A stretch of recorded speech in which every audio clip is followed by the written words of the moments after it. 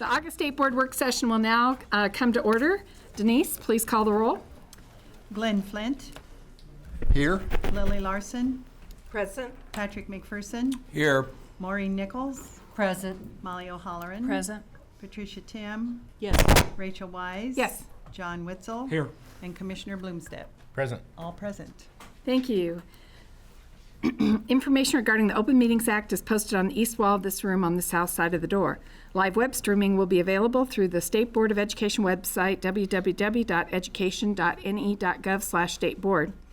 Board members, please remember to engage your microphones when you're speaking and turn them off when you're finished. And please turn off personal cell phones. Thank you. First item we're moving to is board reports, dates, and discussion items. Usually what we do is spend a little time in just talking about where we've been over the past, since we didn't have a meeting in July, the past 2 months. Are there any particular updates that anyone wants to give? I'm going to first give a shout out real quick for John and the really nice op-ed article in the Omaha World Herald on Sunday about career education conference. Thank you very much. I owe it all to Rich Cott. He was basically the originator of most of the information in that editorial. And thank you very much, Rich. In regards to this month, I'd like to thank the Boys Club and Girls Club of North and South Omaha for allowing me to attend their banquet, their annual banquet this summer. And lastly, a salute to the Latino Center of the Midlands. They had a formal graduation ceremony for 18 of their GED graduates at Metro Community College this year, with quite a few more on the queue waiting to line up for GED graduation. So well done, the Boys and Girls Club of America and Latino Center of the Midlands. Thank you. Pat? I attended with Rachel an early childhood meeting in Kearney in June.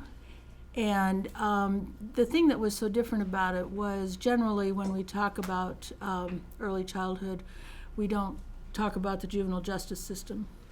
And the juvenile justice system was involved in this conference, and I think it was really nice to bring those people together and talk about what happens to our young children when families are in the system like that. It was very, very informative, and then we also had a chance to just talk early childhood. So enjoyed that. Any other updates? Maureen? Just last week I attended just the day one of the administrator days that the NDE presented their presentations on, and I just want to thank the staff for all the dedication and commitment and the great work that they put forth on their presentations, especially the 3 that I attended. It was very well done, and I spent my last hour there going through the vendors and learned a lot about the 150th birthday coming up of Nebraska. And the exciting part that I found out was that all 4th graders in Nebraska will be receiving a book next October, I believe it is, on Standing Bear. All 4th graders will receive that. No, 5th graders will receive that. 4th graders are going to receive an atlas map that's been put together for them. And the hope and the plan is to find donations and money to be able to give every junior in high school the book My Antonia. And so I thought that was really exciting, collaborative effort. Great.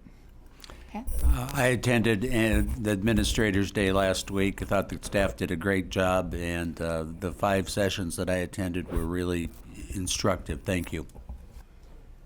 Molly?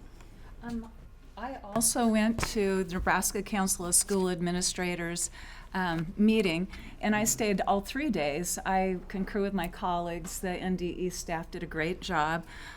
3 sessions I went in that were of particular interest. The first is Let's Get Political, the increased role of administrators in state and federal legislative issues.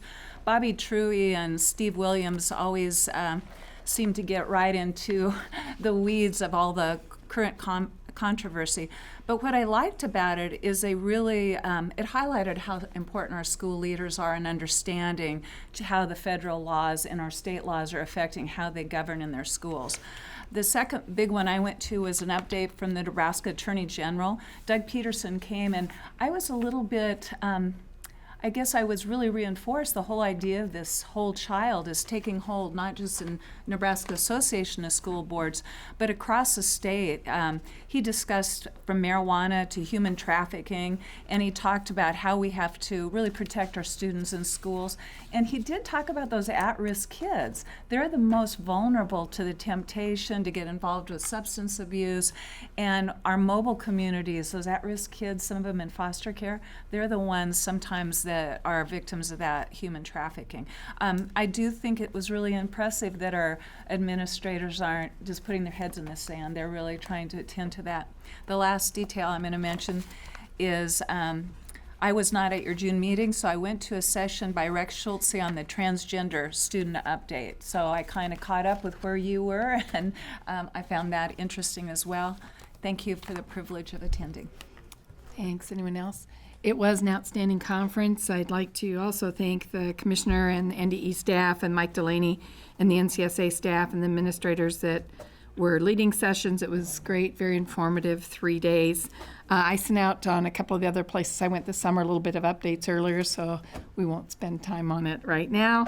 Moving on to item 2, the meeting requests. If you haven't gotten requests in for upcoming meetings, please do so to Laura, and we'll talk about those and take action on those tomorrow unless there's any questions or comments on item 2 right now.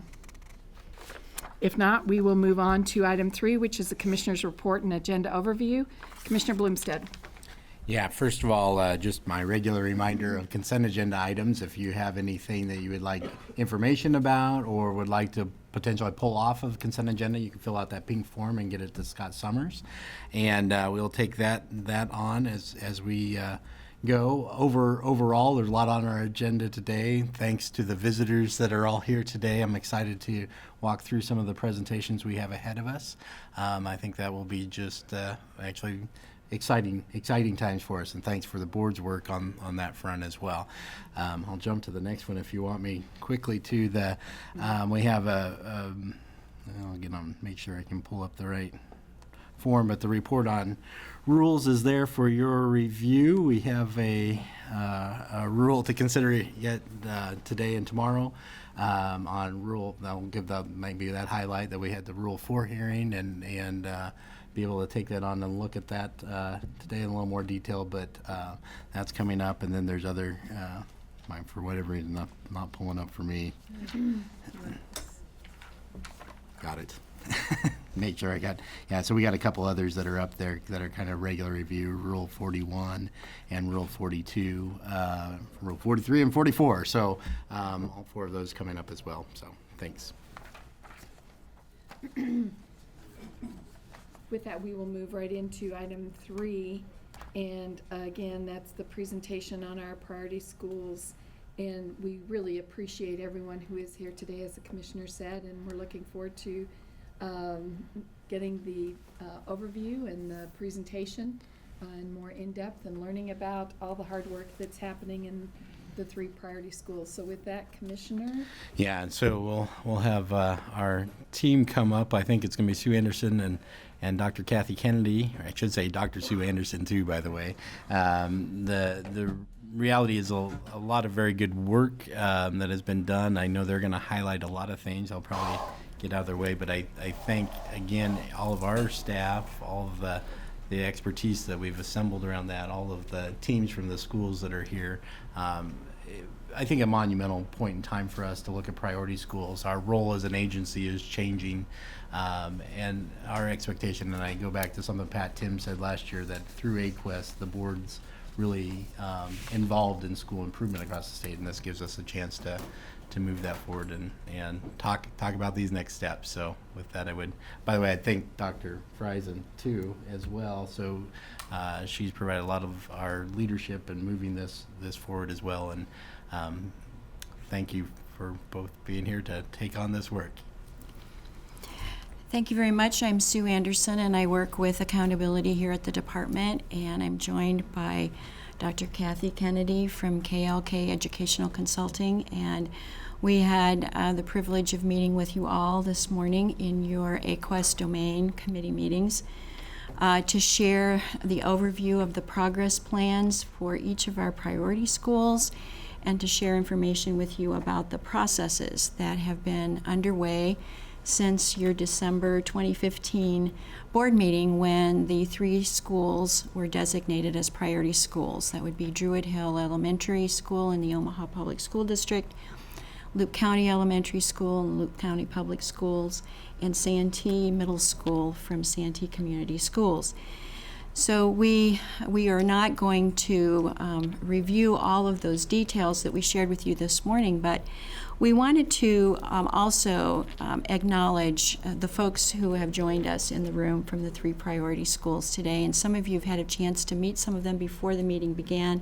I know there'll be a little bit of time following our presentation when you'll have a chance to give them greetings and your words of encouragement, but it's important to know that this is a day that we have been working toward for not just the last 7 or 8 months really, but for the last couple of years, because we knew when the new statutory requirements for accountability for Nebraska schools was enacted that at some point we would be not only designating up to 3 priority schools, but they would be then presenting progress plans for improvement for your approval. So we've been working very hard, but it's not just been a few folks. There have been a lot of folks involved in this process that has gotten us to where we are today. And I just want to mention that the staff and the administrative teams from our 3 priority schools have been so wonderful to work with over these months, especially as we've been developing the progress plans. And the teaching staffs that we've had a chance to visit with on a couple of occasions in full staff meetings where they've been able to share their thoughts and input about what they thought would be important for their schools to improve. There have been multiple meetings and interactions with the local school board members from 2 of our priority schools over the months, particularly involving the commissioner's office. And so there have been some relationships built there with the local school boards that have been really key and important to this process. I want to also make a special mention of our ESU partners, ESU 1 that serves Santee Community Schools, Dr. Bob Ewing, and staff development consultants Kellum Conroy and Chris Good, and at ESU 10 that serves Loup County, Dr. Wayne Bell, Denise O'Brien, Dallas Lewandowski, that have been with us every step of the way as we've been working with these schools, and they will be key players going forward to help provide support for these schools as they begin to make their improvements. And then, of course, our NDE priority school liaisons, and you're aware of the work of April Phillips working with Santee, Matt Huseman working with Loup County, and Corey Epler working with Druid Hill. And they have been very instrumental in helping us get to the place where we are today. But I also want to do a shout out, if you will, to multiple teams across the agency, including school improvement and accreditation, data research and evaluation, the teaching and learning team, adult program services, special education, the commissioner's office. Folks from all of these teams across our agency have been involved at one point or another in helping to support and develop the progress plans for our 3 priority schools. And then, of course, our work with Dr. Kennedy through KLK Educational Consulting. And I think that you'll recall from when she was here in June, She was able to share information with you all about her work up to that point, specifically around the diagnostic review processes with Santee and Loup County, and also about the work that she began with Druid Hill even before that school was designated as a priority school. So, as you can see, it has involved a lot of folks, and not the least of which you all, because you all have been very supportive of our processes and our work all along the way, and we've tried to listen and incorporate your input as much as possible into these progress plans. So I think our explanations that we shared with you this morning about the formatting of the plans, the content of the plans, the alignment of the plans, it was probably as much detail as we'd want to go into at this point, but I think I would like to transition to Dr. Kennedy because I think she may have some words to share with the full board around the overall work with the three priority schools going forward. Thank you, Sue. One of the things that we know in education is that the voice of the customer is extremely important as we begin to develop any type of planning process. So in this process, when we looked at the diagnostic review and we started to create the progress plans, we really listened to the voices of around 7 groups of people. Those 7 groups included students at each one of these schools. It also included teachers and staff members, as well as the administration, central office leaders, especially in the creating the plan for Druid Hill. Because Druid Hill had already spent a year in this process as a result of the superintendent's vision to have some focus with some priority schools there, what we know is that when the district office is very involved in the school at the school level and they're there coaching the principal like their executive director did on a daily basis, we know that that's going to improve student achievement. In addition to central office administrators, we also had community voice in this process where we interviewed community members who were invested in these 3 schools, as well as parents that have their children in the schools to determine what we need to do to improve the school and what are the things in the school that are going well. On top of that, we also had the voice of the NDE staff, because the NDE staff, we are at the State Department, are experts in their field, and their voice was extremely important in creating these progress plans and very much validated at the school level. And then your voice, as we shared in the June meeting, you gave us some opportunity to include in these plans for accountability purposes so that we are accountable to you as a state board as a result of legislation, but also because it's the right thing to do for children. So in that process, we identified really 3 levers in addition to the AQuest tenets that we wanted to focus on. The very first lever was clear, compelling direction. The people that are sitting behind me are very important in establishing clear, compelling direction for their school as well as their community. So having a compelling mission that people want to ensure that they have that sense of purpose, but they also want to ensure that they are doing whatever they possibly can, whatever it takes, to meet the mission of that school in their daily actions and their daily words is very crucial. Also, communication is a very important part of clear, compelling direction. We like to think of it as 2-way communication, not just 1-way communication, where we truly are listening to our customers, to listen to their voices, to ensure that we are addressing the needs that they have.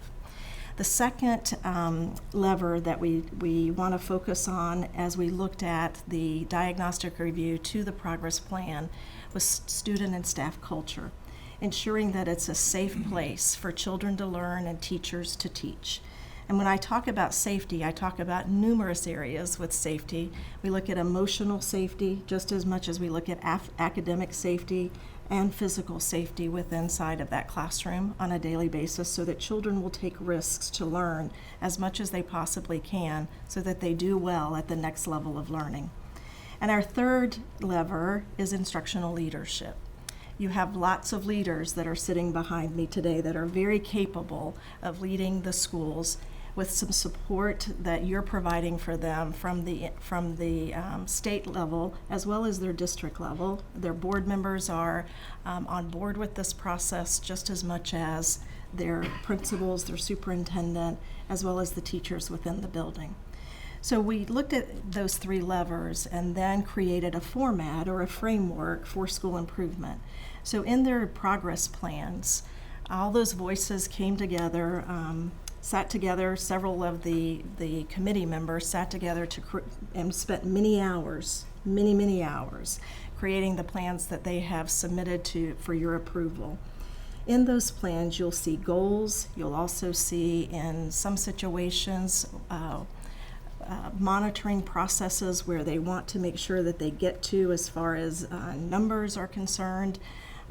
We also have strategies, and then there's accountability, an accountability process where we intend to report back to you as well as their local boards as well as their superintendent and teachers how we're doing with these particular strategies within each one of these goals.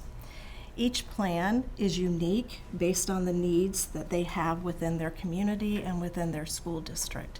You were able to see a few of those this morning, and I hope that you'll take the time to read those plans so that you can continue to help support the needs that these unique communities have within their schools. From urban to Native American to rural, three totally different communities, but very similar needs, but also needs that are quite different. I wanted to also take just a moment and say a word of recognition and appreciation to our guests today. We have representing Druid Hill Elementary School and the Omaha Public School District, Superintendent Mark Evans, and the principal of Druid Hill, Cherise Williams, Melissa Comine, who's been working directly from the district office with Cherise. We have Mickey Holbeck, Erica Payton, and Mandy Moraine. And so we're very appreciative of your work and your being here with us today, and we look forward to the work ahead.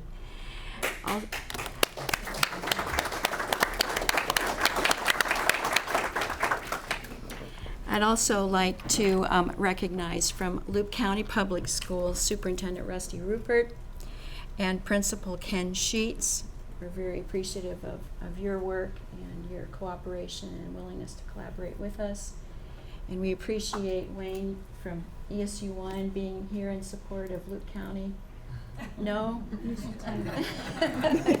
the perfect 10. And so we look forward to the work ahead as well. And from Santee Community Schools, we're pleased that Superintendent Carol Remp is here. There she is. And new elementary principal Cindy Nagel, pre-K 6, and secondary principal Tony Hoffman, grades 7 through 12. And we're very, very pleased to have them here. We're excited about the work ahead. They're excited. In fact, Cindy showed me her notes just before we began, said, we've been brainstorming.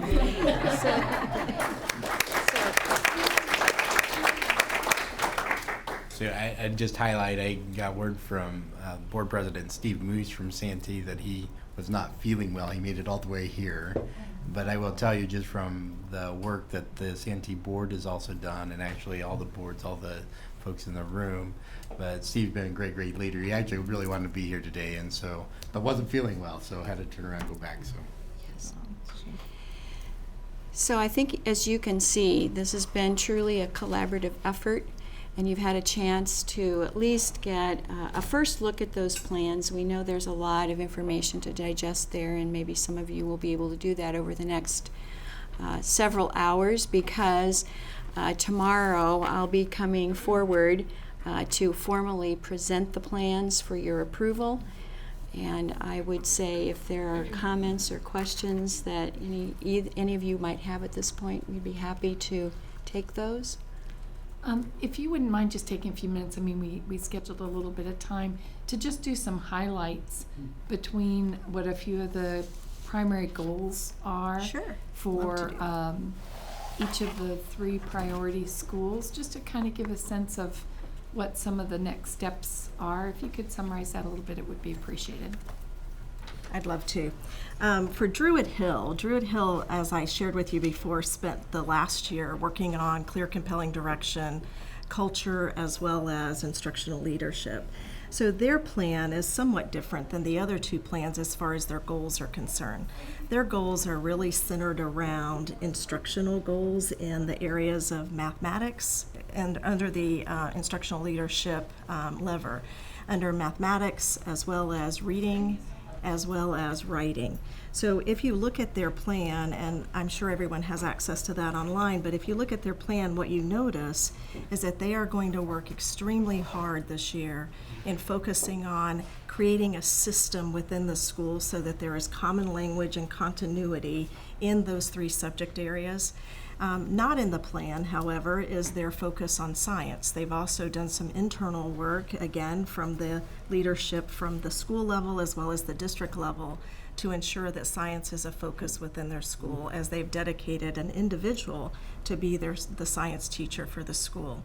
So I think that as you look at the Druid Hill plan, what you see there as far as the goal is concerned under instructional leadership truly focuses on subject matter improvement with making sure that the standards are aligned to what it is that they're teaching in the classrooms.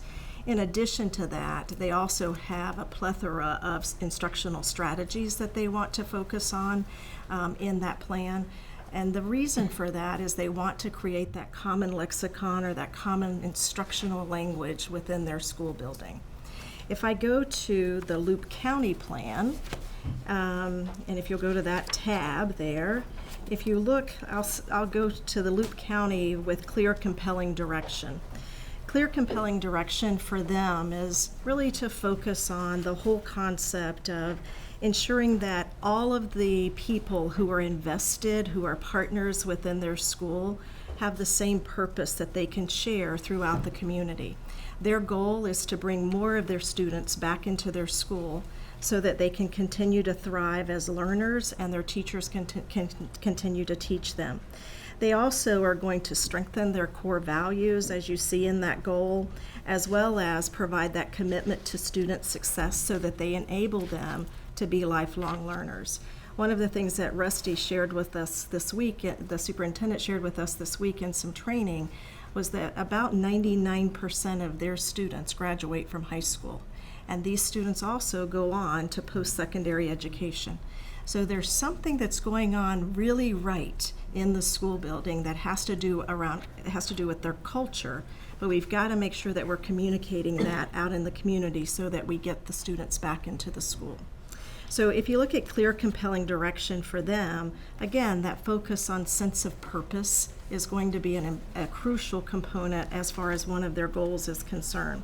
If you look at some of the strategies there, one that I think you'll see not only in the school plan, but also the superintendent's plan, as well as the Board of Education's plan, is the concept of having frequency, clarity, and variety with their two-way communication.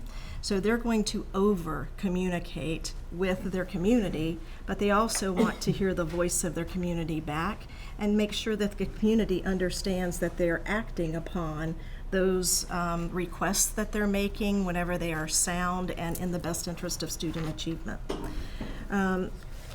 So that one is actually page 8 under their goal. If I think about staff and student culture with the Loop County, in the Loop County plan, theirs is a little bit different. Their goal is to actually do some engagement with the parents so that they're educated on how students are doing academically and what the parents can do to help support the learning needs of the students. In addition to that, it's really important that you know as a Board of Education that Loop County is probably the superstar of culture as far as the schools that I have ever visited. They have culture down pat. What we want to ensure that they do is to make instructional leadership as well as clear, compelling direction also just as strong as their culture is. You'll see, in addition to that, if we go to, let me stay with Loop County with the superintendent goals, still under clear, compelling direction, and I'm on page 20 for that one. I want you to notice the alignment between the school goal as well as the superintendent's goal with that clear, compelling direction. Our purpose in that is to ensure that all of the people that are invested in this school can have that sense of purpose, but also not only talk it, but walk it. So they're there to provide the support that's needed to increase student achievement within the school building. In the superintendent's plan, you'll notice that on page 22 of that plan, that he has the responsibility of establishing this sense of urgency with their Board of Education for organizational change to ensure that the lines of communication are very clear with the Board of Education's role versus the superintendent's role versus the principal's role. We want to make sure that as we look at increasing student achievement, we want to make sure that teachers have the time that they need to invest in instructional planning.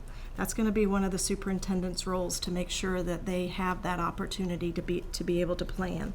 If they can plan with other schools that are nearby, which might be 45 minutes to an hour away, we want to make those opportunities, because in most situations, when you have a small school, you are the only 3rd, 4th grade teacher. There's not other people around you that you can run ideas by.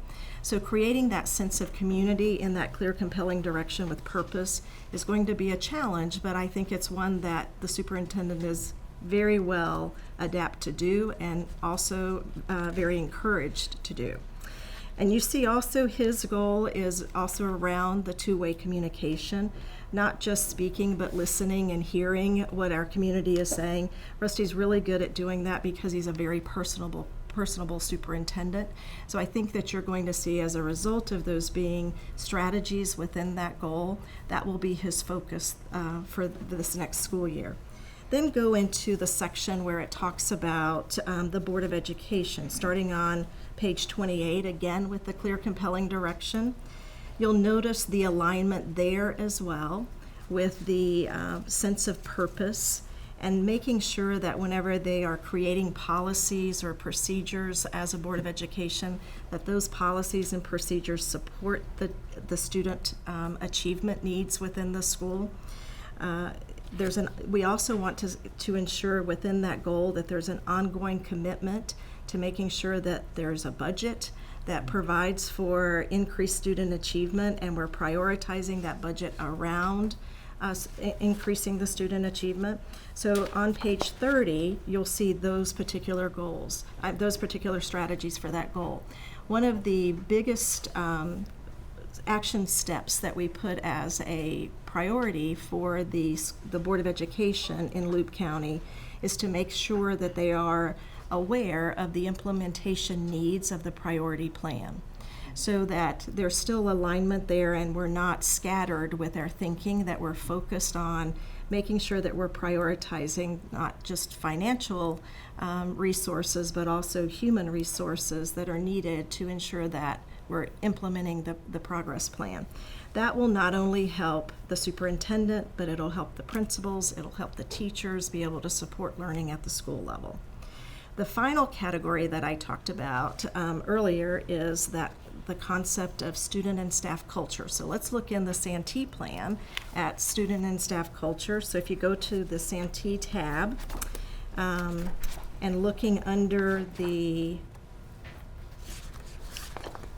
it starts on page 10 under the school tab there, you'll see that their goal as a Santee community schools is to establish, implement, and communicate a climate of high expectations for everybody in their building and outside of their building that supports the school. The way that they will do that, again, is identified in those action steps starting on page 11. One of them is to create, to review, make sure that they are talking about norms for meetings within the culture of their school so that the adults that are within the school are seen as collaborative and they can work together for them to meet the needs of the students. You'll see another one there is to implement two-way communication, just like we talked about before for the clear, compelling direction. Then on page 12, because again, this school is a very small school, they'll have to invest some time in professional learning communities so that they can learn from each other. The teachers can learn from each other, the administrators can learn from each other, so that they can be successful. You also see on page 12, number 5, the Dakota culture was a huge point of discussion whenever I was there for the diagnostic review. And it was very important to the voices that were at the table that we include that as a strategy and an action step, that students are made aware of their culture. So that was important not only to tribal folks that were in the room, but also down to the students' level. They don't want to lose sight of their culture. And I think that you have a superintendent that is going to ensure that that happens within the school as well, because she's very passionate about that. And again, if you go and look at the superintendent's goals and you look at the school board goals, just as the commissioner indicated, he's done a lot of work with the school board. The commissioner and the deputy commissioner have done a lot of work creating a leadership team that's going to be collaborative to ensure that this plan is carried out and successful. I can't tell you the number of hours that I know of, and I know I don't know of all of them, that I have been in conversations about how we can continue to support and partner with the 3 schools that you see behind us. And I think they're ready for it, they're excited about it, and they see it as an opportunity to provide an exceptional education for the students that they serve. So thank you for letting us be servant leaders to help provide those opportunities for the schools and the students. Did that help a little bit? Okay.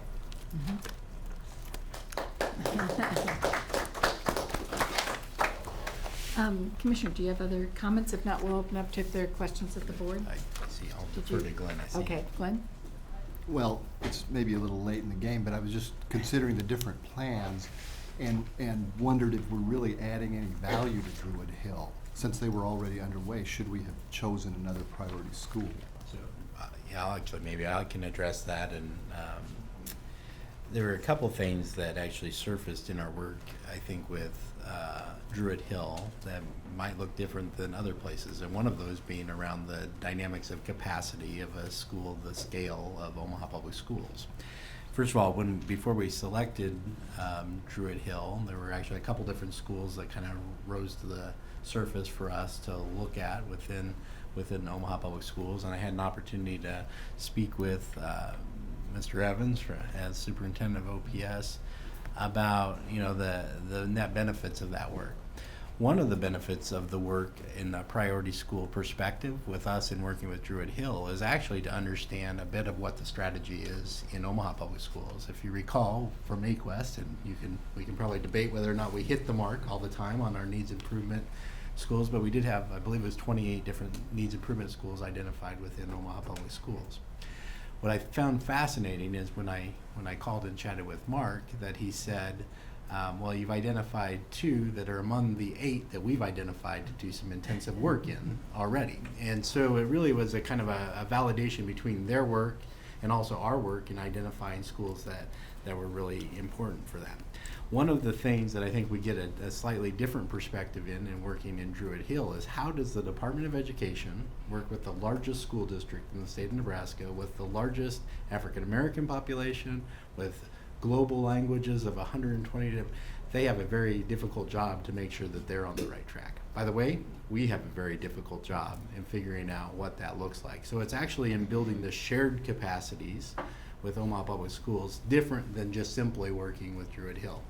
The other thing that I would say is it's also, we've taken this approach, and we've talked about it before, that we're not just in priority schools to be in that place. We hope to help that place.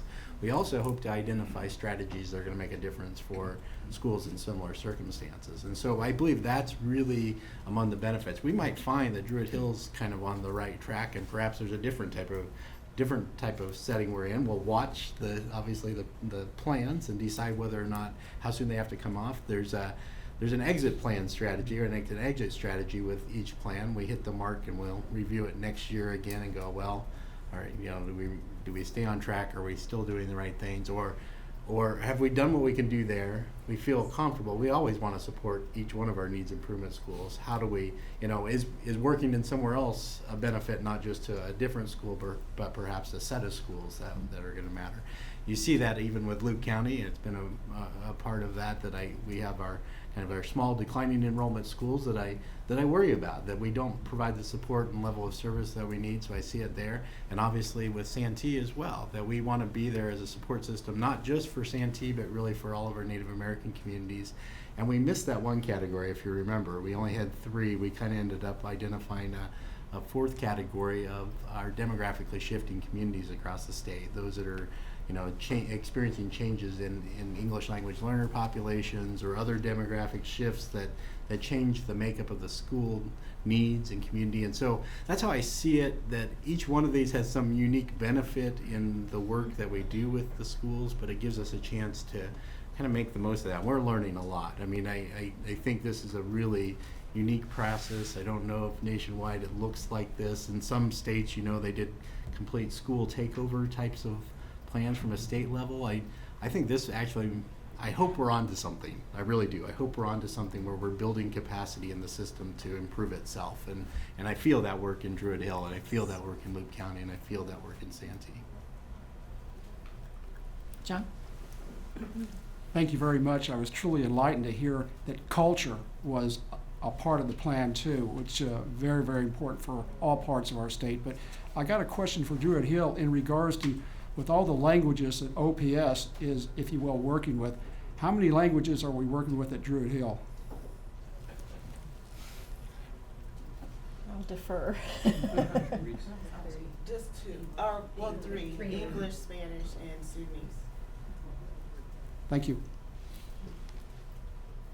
Lily? And then Molly? One thing I really like about all 3 of these plans, having served on a local school board for 12 years, believe me, I know the local school boards appreciate being included because you have emphasized communication.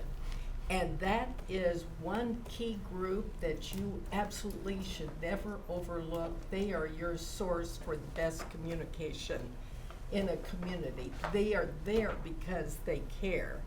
They're interested, they spend the time, and I think you're right on track with the plan. So thank you for including them.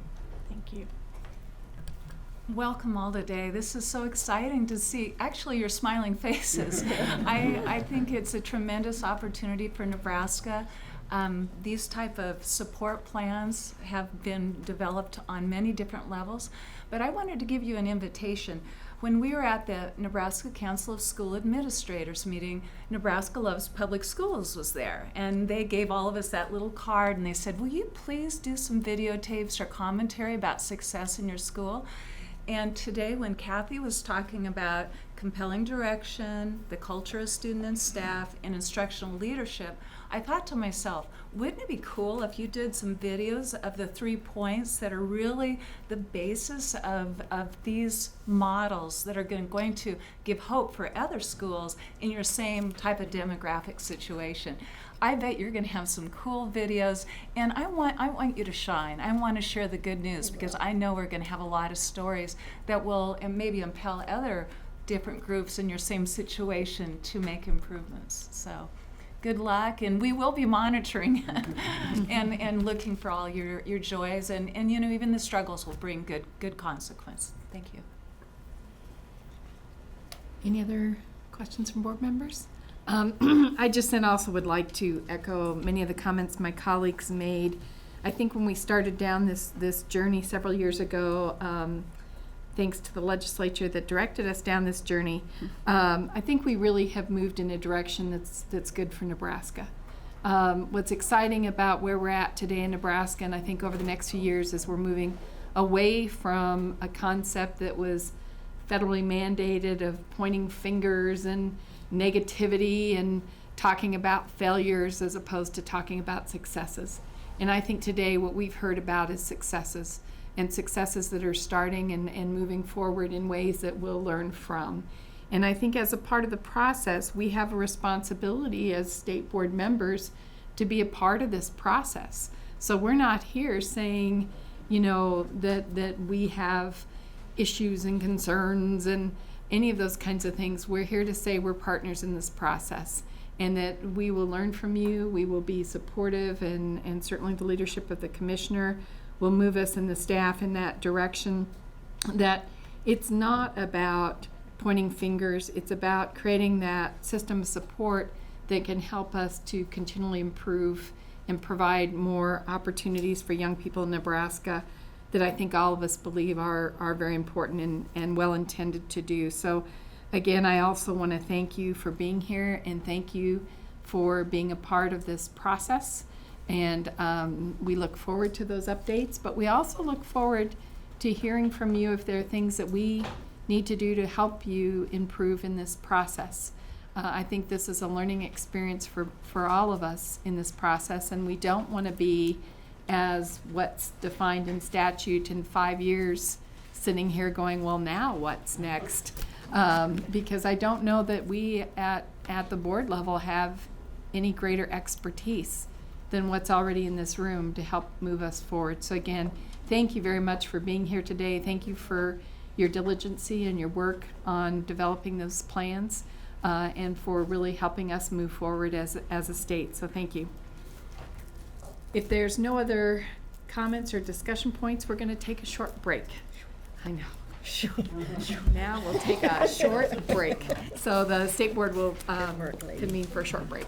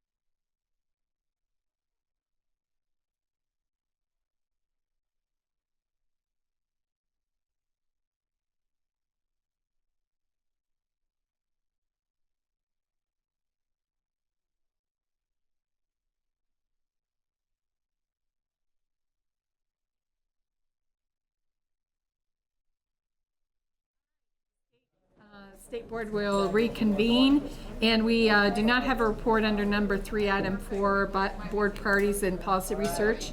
There is no report today, so we're moving on to item 4, which is our discussion of action items.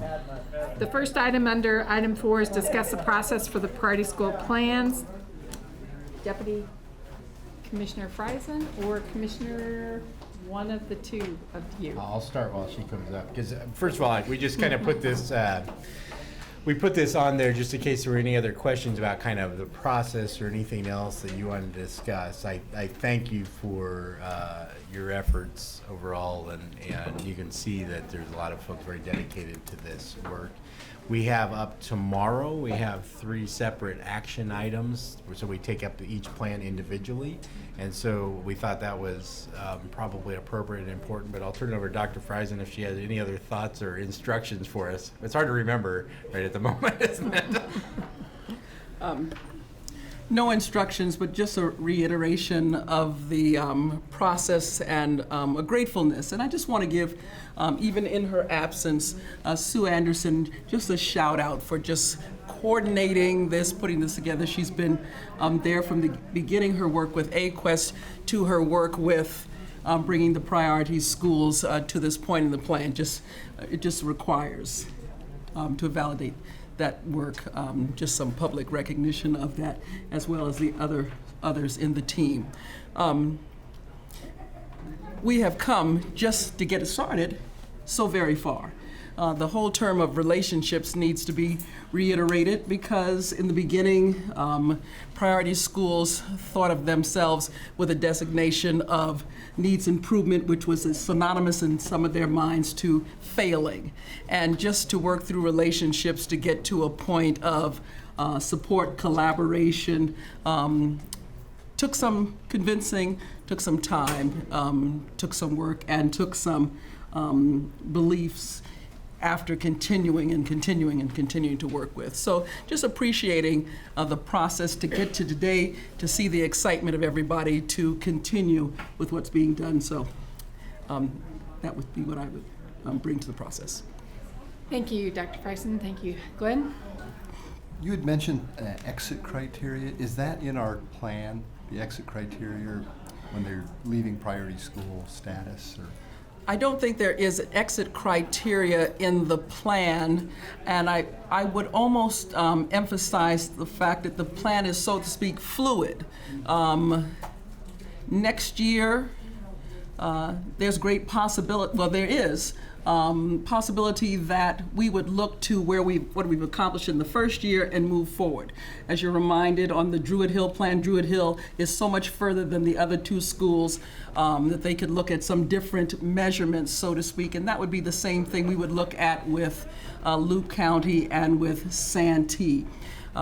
So I can't tell you even at this point where we'd be next year, because it would be based on where those progress reports along the quarters have gone and what that says in terms of the next steps.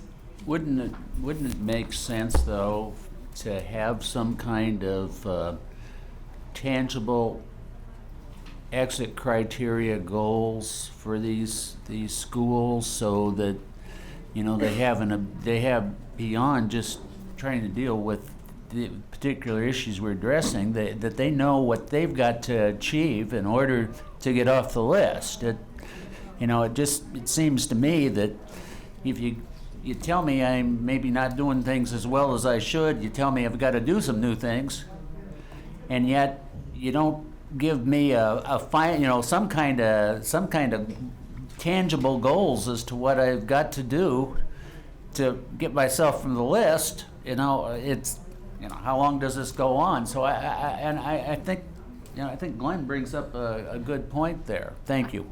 And I think you bring up a good point. And I'd like to interject on this topic as well, that we have some work to do as we think about where we are with classification and where we're at as we think about classification going forward. I think one step in the process, as we look at what the committee proposes for some of those next steps, is that if a school brings themselves out of needs improvement, that in of itself should be probably one of the pieces we identify. Yeah, I mean, so I think there's some things that we should just probably identify in our process that says, here's one clear step. If you move in a direction that changes your classification, then I think, so I do think those are some really good points that should be thought out, but we have to think about then too, how that's gonna mesh with our classification system. But I think it would be a problem if we have a school that ends up being classified outside of needs improvement, good, great, or even excellent, and they're still a priority school. I do think that would be problematic. So I think exit criteria and some of those processes are important. Question. Was there anything in the original legislation that would give some indication as to the time frame that should be devoted to this whole project? So I will. It probably alludes to the policy work and some of those decision points that we ought to make in that criteria itself, because essentially it says that they're a priority school until this body decides that they're not. And so one of the things that I would like to add to that from a conversation's sake, you'll notice that each one of these plans is actually for 1 year, because we thought about writing longer plans for each one, but because we knew that potential for, hey, look, like at Druid Hill, we might find out that they did extremely well, and already the work that's going on is moving them in the right direction, which I feel from our observations of that.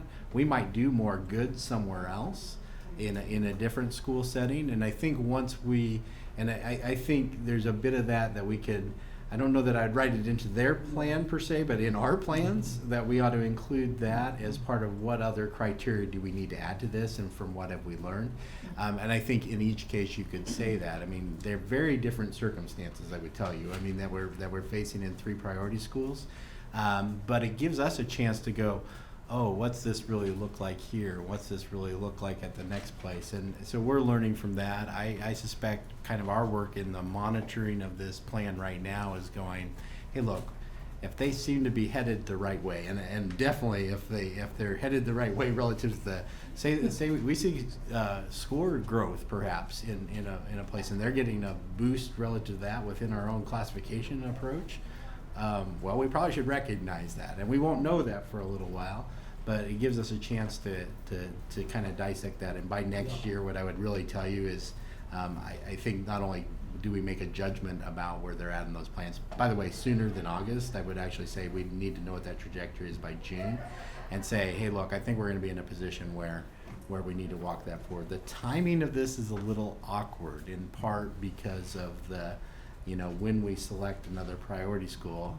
I mean, we couldn't have them off of the plan by the time we already selected them, right? But actually, I think we made improvements in each school just by being there.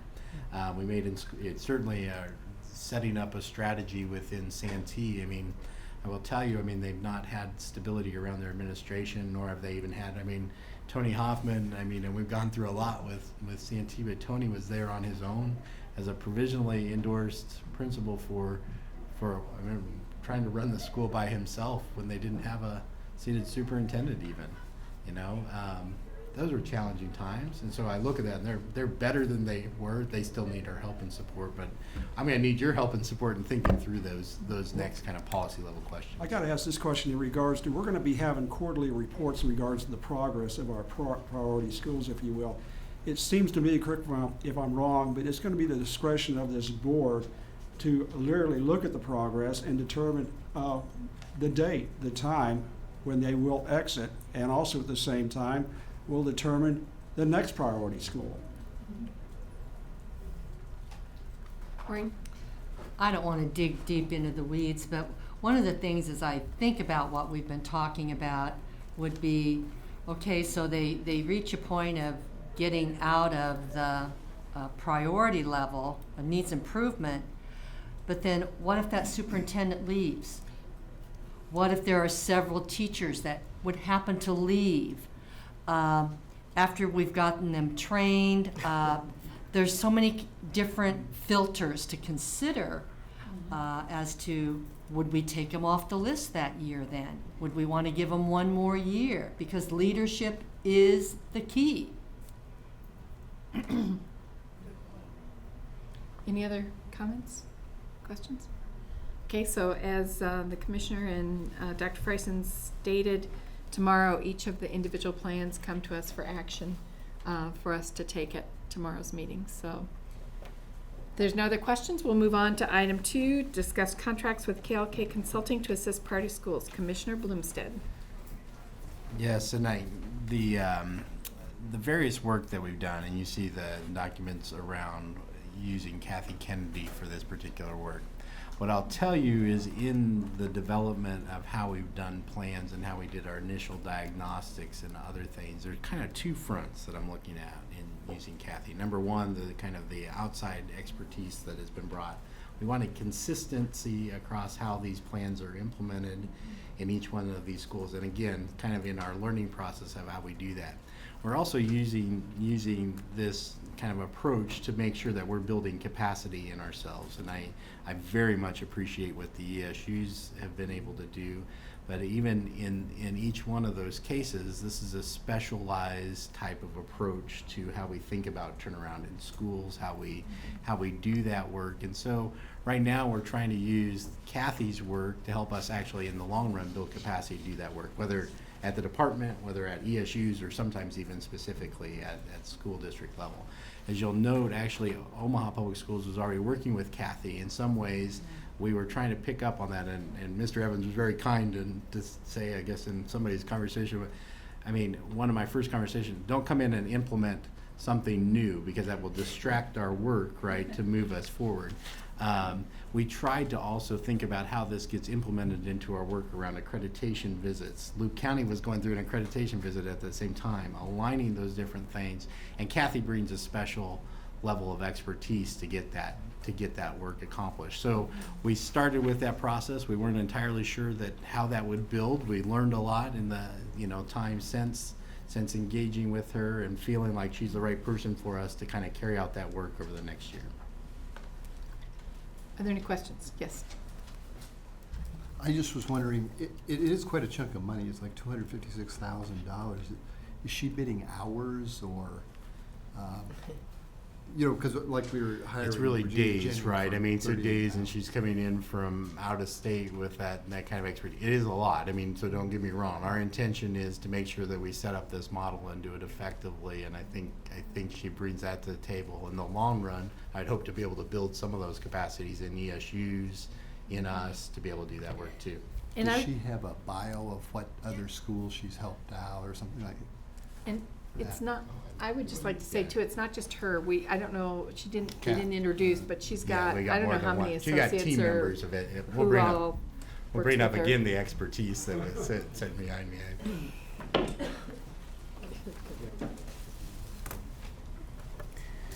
Dr. Kennedy has provided us a schedule that she would be, how she would be working with Luke County, how she's working with Santee, and how she's working with Druid Hill. At a minimum, 3 days a month that she would be there just coaching the staff in classrooms.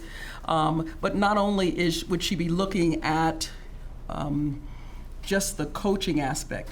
Santee foundationally required so many things, looking at their handbook, working on activities that they could do in the school, working on communications with the community. There's so many things foundationally that had to be addressed with each of the districts in different kinds of ways. So it's a kind of an all-inclusive kind of thing to get these schools where we want them to be. Any other questions of Dr. Bloomstead or Dr. Price? What is the length of the contract then? Is it 2016? 2016-17, just the school year. School year, Yes. okay, thank And you. it's not just Dr. Kennedy, I should say. It's also Dr. Lisa Troutman who is involved here. So Dr. Lisa Troutman would be at both of those sites a couple days. Also would Dr. Kennedy be at those sites, also working with the ESU, the whole team thing. And does the contract amount include her expenses? Yes. Or, okay, they're included in the contract amount. Yes. Okay.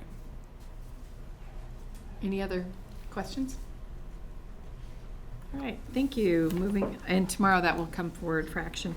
Moving on to item 3, discuss contract with Educational Service Unit 1 for an instructional coach for a priority school.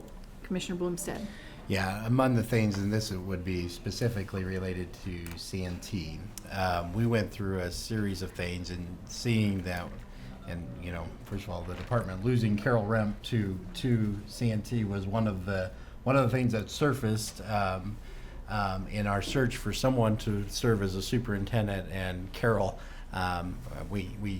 we talked to her quite a bit about that. She even thought about at one point, she told me later, applying for one of those jobs there, but wasn't sure that that was the right thing for her. CNT's been through a lot of just unstable from an administrative level. I've watched that really, unfortunately it was the first day after I was selected, not even on the job yet here, and I was in a meeting about CNT. In fact, Carol Remp was in that meeting, by the way, with me. And there had been a level of discord there and problems for some time. And I watched that and I thought, well, this is really, really a problem.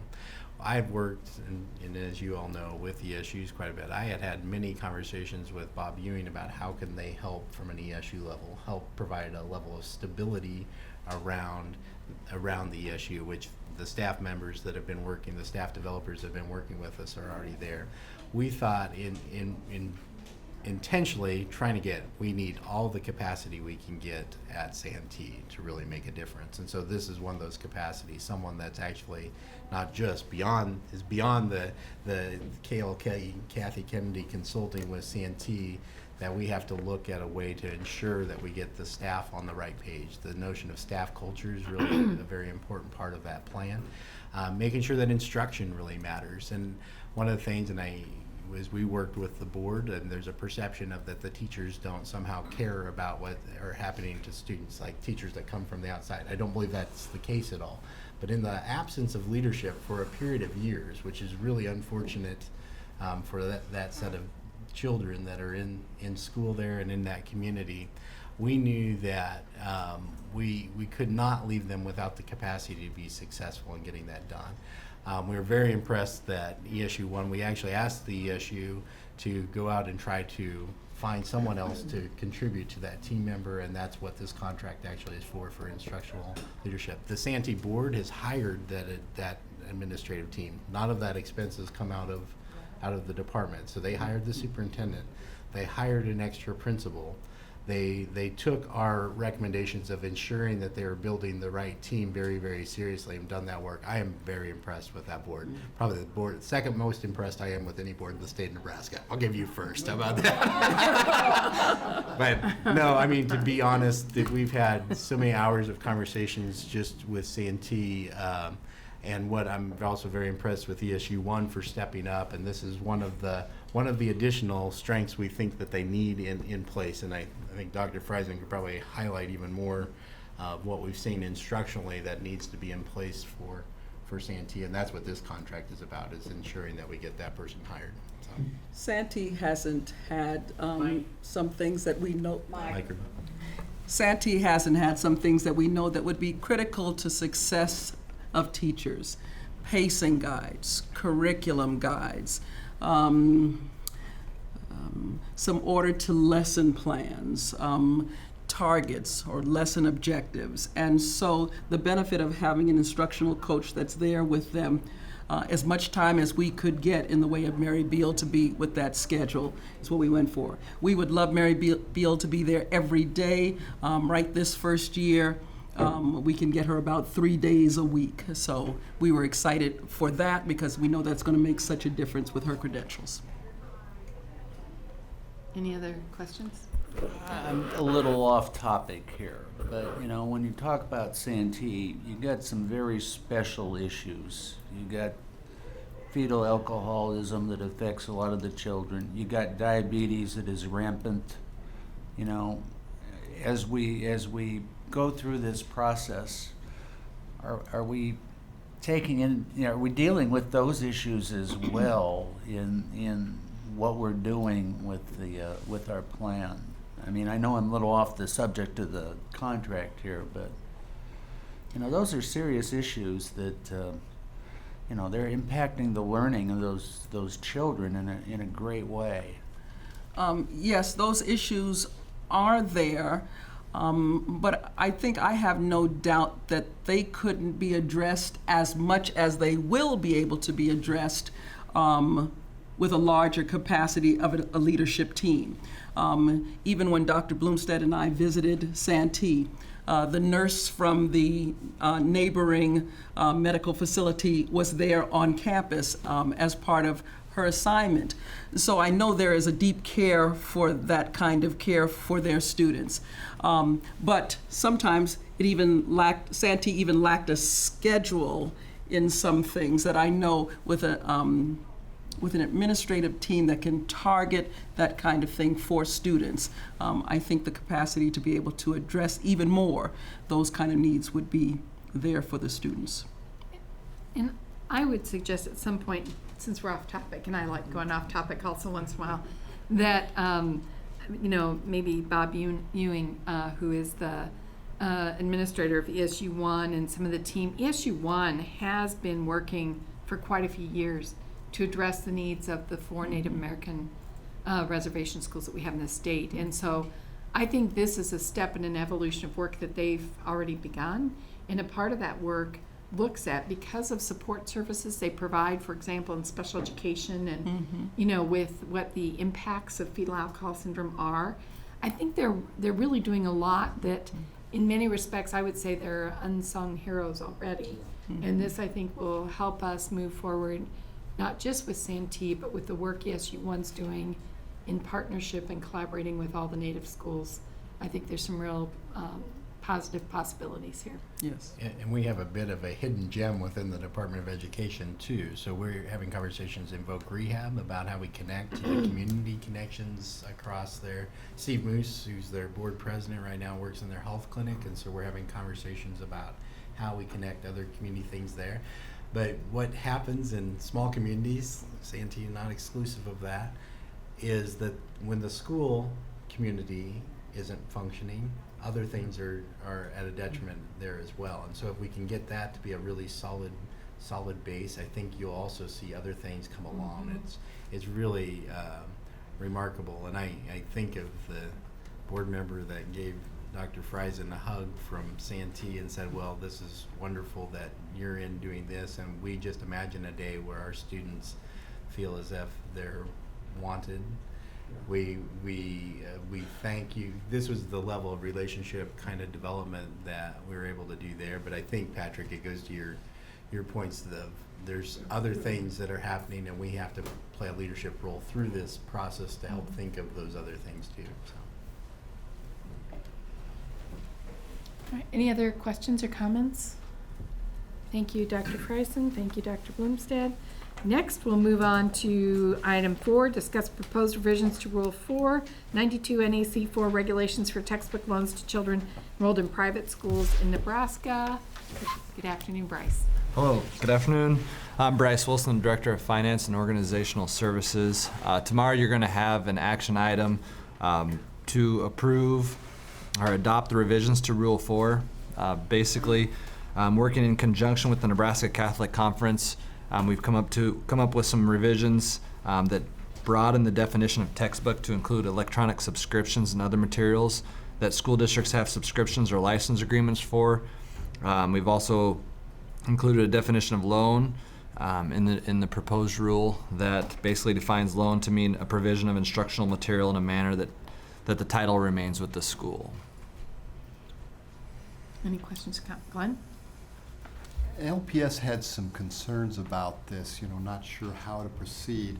And the auditors also gave us some knocks in the audit report about this textbook loan program. And I'm just wondering, do we need some sort of like a ombudsman or hotline or something to help schools resolve questions about what's loanable, and how do we proceed to address both sets of concerns? So I guess I'll take on the question a little bit. So a couple things. Number one, I'll take on the auditor one. In the audit report, and Bryce can help correct me, one of the things is about our responsibility to help ensure that schools are maintaining their records relative to the lending library for textbook loan. It was a kind of a different type of response, because really that's a separate political subdivision with separate responsibilities to maintain that. They essentially asked us for an AG's review, and I figured advancing Rule 4 would give us an opportunity to do an AG's review and ask them questions around, what's the appropriate way of handling that. But I think it really goes to two different fronts about what type of guidance we can give schools in implementing the programs. And I think as we talk generally about advancing this, I don't think there's anything in the rule that necessarily, if what we want to do is be able to expand to that. But there are side effects, right? The side effects that I think Lincoln highlighted about how you manage digital rights in an environment that looks very different than kind of our traditional, hard copy lending environments. Those are really, I think, very real things. I know that I've talked to Jim Cunningham and folks at Nebraska Catholic Conference. Jim's here, so the reality of trying to work with them closely, so we don't end up in some type of bind, and we can actually be the arbitrator. I think we can kind of work through some processes. We might find some things don't work, and we'd have to come back. I don't think it's about the rule. It's about the processes and the guidance and how we organize contracts and other things. So we're very willing to kind of continue to facilitate that conversation, because I think it actually leads us to other conversations about how you do these services and supports that we want to do from an instructional level too. And we'll keep working on that, but at the same point, being able to advance the future of this with those things. But Lincoln raises a solid point. It depends on how you do contracts around these materials and how easy that is to disperse and how you manage those. And it could be all over the place, not based on what the schools do, but really based on how companies function at work. John? I got to salute, take my hat off to the board, the commissioner, NDE staff. For the past few months, since last year, we've been working this Rule 4 issue off and on. We've had numerous votes on it. We've had numerous hearings on it. And now it appears it's going to come to fruition tomorrow with a vote on Rule 4. And kudos to the commissioner and Mr. Cunningham for coming together and building a consensus in regards to making it work. And to answer Glenn's question in regards to the audit, I thought Bryce had a very good statement at the end of the audit report in regards to Rule 4, in regards to some of the issues between the relationship between OPS and the state, that after Rule 4 is passed and put forward, that's a good time to begin some sort of, if you will, coordination or relationship with the school districts regarding the rules involving the textbook loan program under the new name as it is with the electronic products. Correct. Is that correct? Yeah, I would agree with that. Any other questions or comments? Okay, thank you, Bryce. Moving on to item 5, discuss approval of new contract with Virginia Janning for training and coaching services to several school district pre-kindergarten programs. Cannot read. Thank you, Melody. I am Melody Hobson. I'm the administrator of the Office of Early Childhood. And as the board president said, this is a contract. We've had a lot of these come before you. This is another one where we're increasing the number of coaches that we need because the work is increasing, and I think that's a good thing. I was listening during the domain meeting as the contractor was discussing what was going on in the priority schools, and it is very, very much like what happens in early childhood programs when we have coaches coming in. We know it's a proven process, and I think we're seeing good results, but this is an additional coach. And if you have any questions, I'd be happy to answer them. Does anyone have any questions? If not, Melody, continue on with item 6, the approval of public school districts and ESUs with their pre-kindergarten programs. This one, we come every year for this. This is the result of in about 3 weeks, we'll be sending out the Rule 11 program report to all superintendents and in this case, an ESU administrator. And that's what starts the monitoring journey for the next year for early childhood programs that school districts or educational service units operate. And the superintendent fills it out. We do a desk audit. We look at does everything match like it should? Are all the kids that are enrolled, are they of the appropriate ages to be served? Do we have any kindergartners in there? Do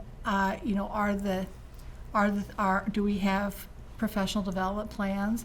So we do a desk audit first, and then for a number of programs, we don't get to every school district every year, but for a number of programs, we have an observational assessment about the program quality, and then that's followed up by feedback to the district, which is a way that the district then, that the program then can use that information on their program improvement plan. So at the end of it all, when we've determined that school districts have met all the requirements to Rule 11, I come to you every summer. And as you'll notice, we are increasing the number of programs just about every year. This year is for the first time we have ESU 13 on the list. Normally when ESUs operate early childhood programs for groups of school districts, the school districts themselves are the ones that are in charge of making sure that they're doing it right, and then of course we monitor that.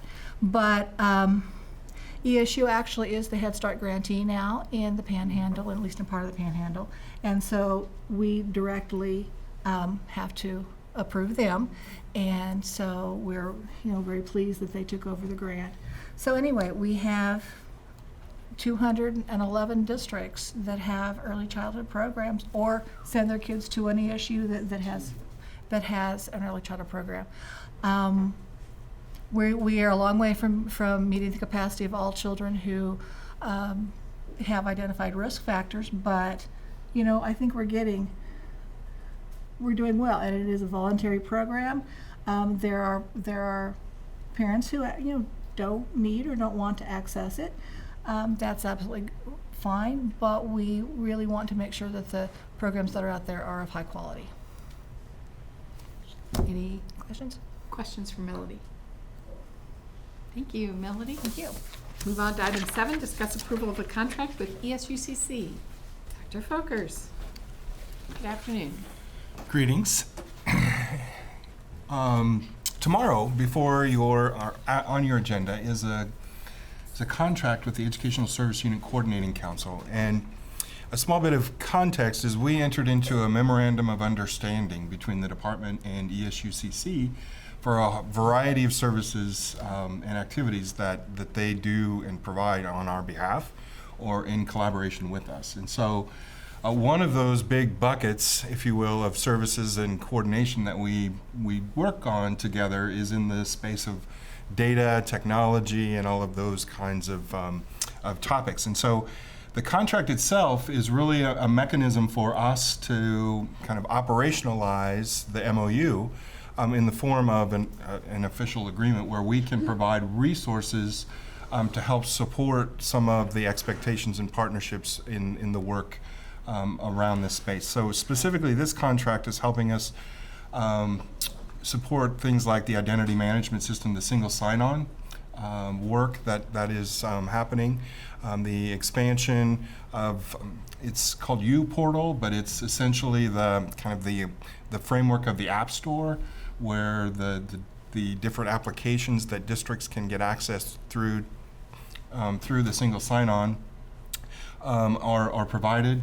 They also provide some data storage and maintenance and security for us as far as some of the work that's been happening. And so ultimately that's the intent of the contract, and it sort of is in the spirit of our relationship and the fact that there's a terrific connection with the department, ESUCC, and the ESUs collectively as a part of this work. So that is the contract. I'm happy to answer any questions or clarify anything.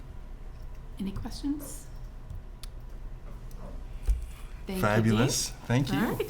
Moving on to item 8, discuss approval of the contract with Charmaine Satry? Satry. Yes, I think about, my neck of the woods. Your neck of the woods. Satry, wouldn't Yes, it? yes. To provide technical assistance. So, Rich? Thank you. Good afternoon. Rich Cott, State Director for Career Education. Under the Federal Perkins Act, we have a series of performance measures that we have to respond to and provide data to the federal government. 2 of those deal with gender non-traditional participation and completion in career technical education programs. Those were put in place, and it goes back into the 70s when we really had issues about whether or not young women were allowed to take programs like construction or welding, or young men allowed, and so forth. We're still operating with those performance measures as a part of the federal legislation. While we, on the secondary level, we meet our performance measures, we meet our state goal. On the post-secondary level, and we have a responsibility for the community colleges as well, we do not. We have issues on the community college, especially with completion of gender non-traditional students. So we have really done a deeper dive, because if you just look at it on the surface, we look great actually at the secondary level. But when we do a deeper dive, we start to take a look at subpopulations. We find out that, for example, in agriculture, we have almost 50% young women enrolled in those courses. But in industrial education, skilled and technical sciences, we have declined the last 3 years in terms of the number of young women in the state that are going into construction, manufacturing, logistics, those types of programs. We're declining in information technology with young women. We're maintaining, males are increasing. So we have an issue that we still need to do some work with. On the post-secondary side, as I visited with the chief academic officers, they get young women into a program, but usually 1 quarter, 1 semester, they're gone. So we have a retention issue in terms of that. Charmaine Satry is a teacher that has just retired from Lincoln Public Schools. She's a female construction teacher. She was one of the early pioneers of a young woman who took on a gender non-traditional career, very successful, was the department chair at Lincoln North Star, has just worked with diverse populations, really brings a wealth of knowledge about what it's like to be gender non-traditional. This contract would bring her on board as an independent consultant for us for a year to visit schools, to do some research, to go to the community colleges, to talk, to secure information, and help us put a plan together that we can help schools. And we have a lot of schools have said, we don't know what to do. We don't have barriers in place, but we need recruitment kinds of things. We need mentors. And I think Charmaine is the type of person that could be a mentor as a young woman who has persevered and really excelled in a gender non-traditional career. So her work this year would be to gather that information, as well as then do technical assistance workshops with schools. We have a number of schools. I know the Career Academy in Lincoln is interested, and the CPI in Grand Island has already said, please send her out. So her agenda is going to get full really quickly. But I'm excited about the possibility of having somebody who's lived it and done it, that can talk to people and gather some information for us. Molly? I just have one question. When I think about the gender non-traditional participation in careers, I think about when I was a young girl, there were very few women doctors or women lawyers. In fact, in the old days, it was like, oh, you're a girl, you'll be a secretary, teacher. But have you thought, in regard to this issue, also contacting your young leaders in high school, your FCA, your FFAs, because that's where really the ideas, those are the leaders that make the difference. So I hope that when if this goes through and we contract with Charmaine Satry, she won't just be community college, but maybe go to the high school leaderships. Yes, the contract is for both, to be working at the community college and at the high school level. She was a Skills USA advisor when she was at Lincoln Northeast, so she's very connected to the career technical student organizations. Just brings a wealth of knowledge that I think is going to help our staff as well. She's going to travel this fall with this contract with Tony Glenn and Greg Stair on their fall workshops that they do for teachers. So it'll be a good way for us to get some good information, as well as be able to build a technical assistance program for schools. John? Rich's many companies, organizations right now are jumping on board in regards to running co-ops, wanting co-ops with some of our schools. Is there a way to get them to participate a little bit more in regards to gender recruitment? I think that's a great idea. We have had a little bit of a conversation with Balin Manufacturing, and Tony Raimondo he has a women in manufacturing program that he's going to help us with. So we have some of those connections. We're working with Gene Patch with the builders here in Lincoln. We tried to do a career camp this summer that we would recruit young women. We got 3 that said they wanted to attend. So we learned some things from that, so we're going to carry that over, and we actually are going to do that next summer now that we know a little bit more about how but that's part of this is experimenting, and it's not about tracking or forcing young people in, but it is making sure that we have mentors, we get rid of the barriers, that they're welcome and that they can be successful once they're in the program. How do we help retain? I think that's the big issue on the community college side, is how do we help them retain and be successful as they move through. My conversations with the community colleges, that's where they're really struggling, Well, is Rich, in retaining. regards to some of the gender shortages that we're having, we also know, as we talked quite a bit about some of the shortages in teachers, counselors, and so forth in our schools. Yeah. I suspect there's a correlation there.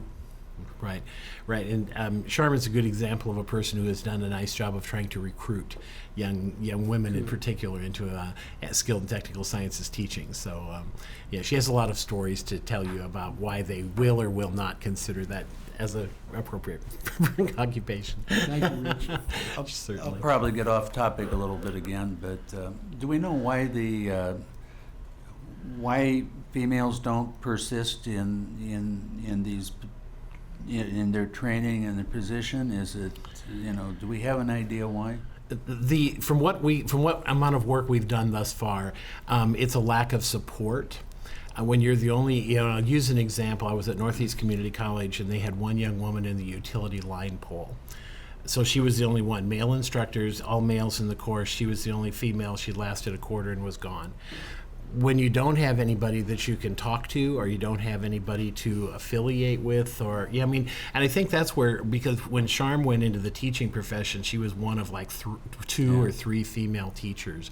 So I think she has some experiences from what does it mean to become really a female in a male-dominated field, that she can maybe help relate and talk about. Here are the kinds of strategies that helped her, the kinds of things, and so, but we have issues in the industry. I mean, as I've talked to a lot of, as Mr. Witzel was saying, as you talk to those individuals, retaining them even in the industry when there's not a support mechanism there.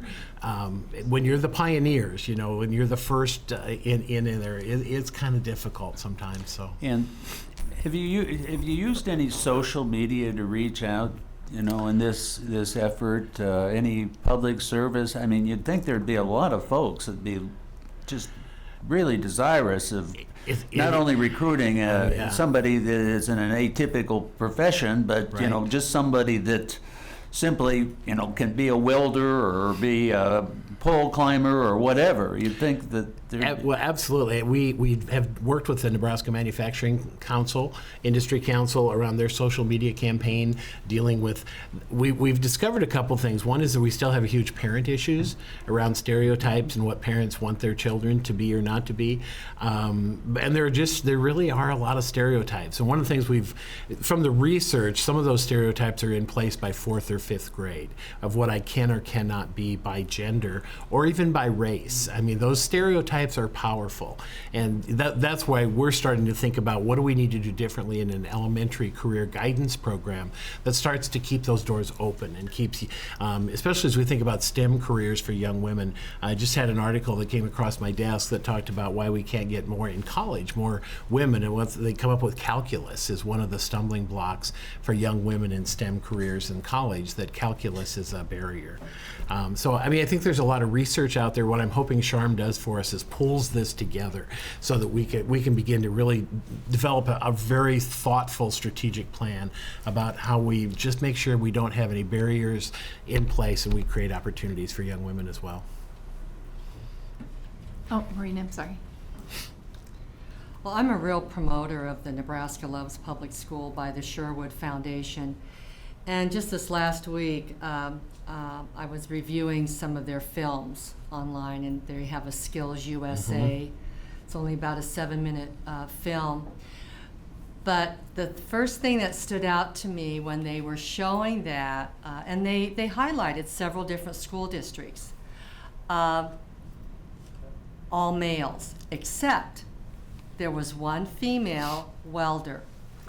But you only knew that she was female because she was down there welding and she had her ponytail and you could see the little earrings.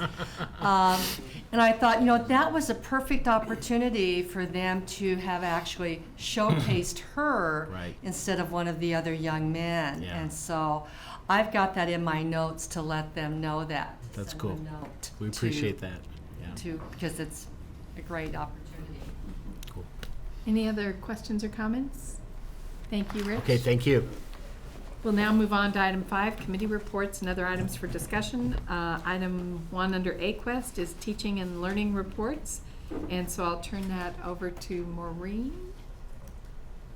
And Oh, is that me? And I was just going to turn it over to Valerie. Where is she? And anybody else? I remember her saying she was going to be here. Yeah. And in our committee meeting, Maureen said no problem, she'd handle it, so here you go. So I do think we have several items that we've got some people coming.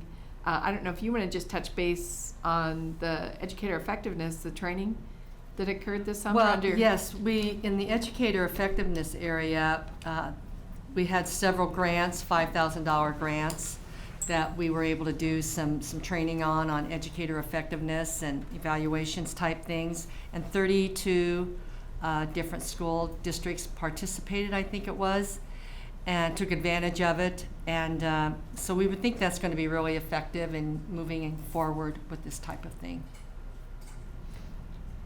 They were 2-day trainings as well with it. So, but that's pretty much the main piece on that. And I think standards reported a little bit. Is there?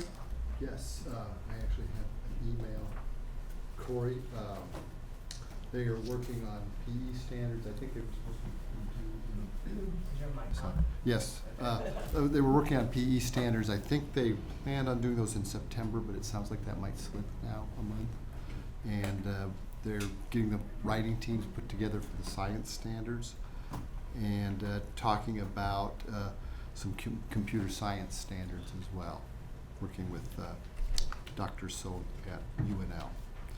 And STEM, he did a presentation at the NDE Administrator Days about their STEM approach and trying to be more inclusive and cross disciplines on that, which is good. And the last bullet is CTE standards. They plan to present standards for 3 areas: education and training, family and consumer science, and communication and information systems to the board. Great, great. And now we have Valerie.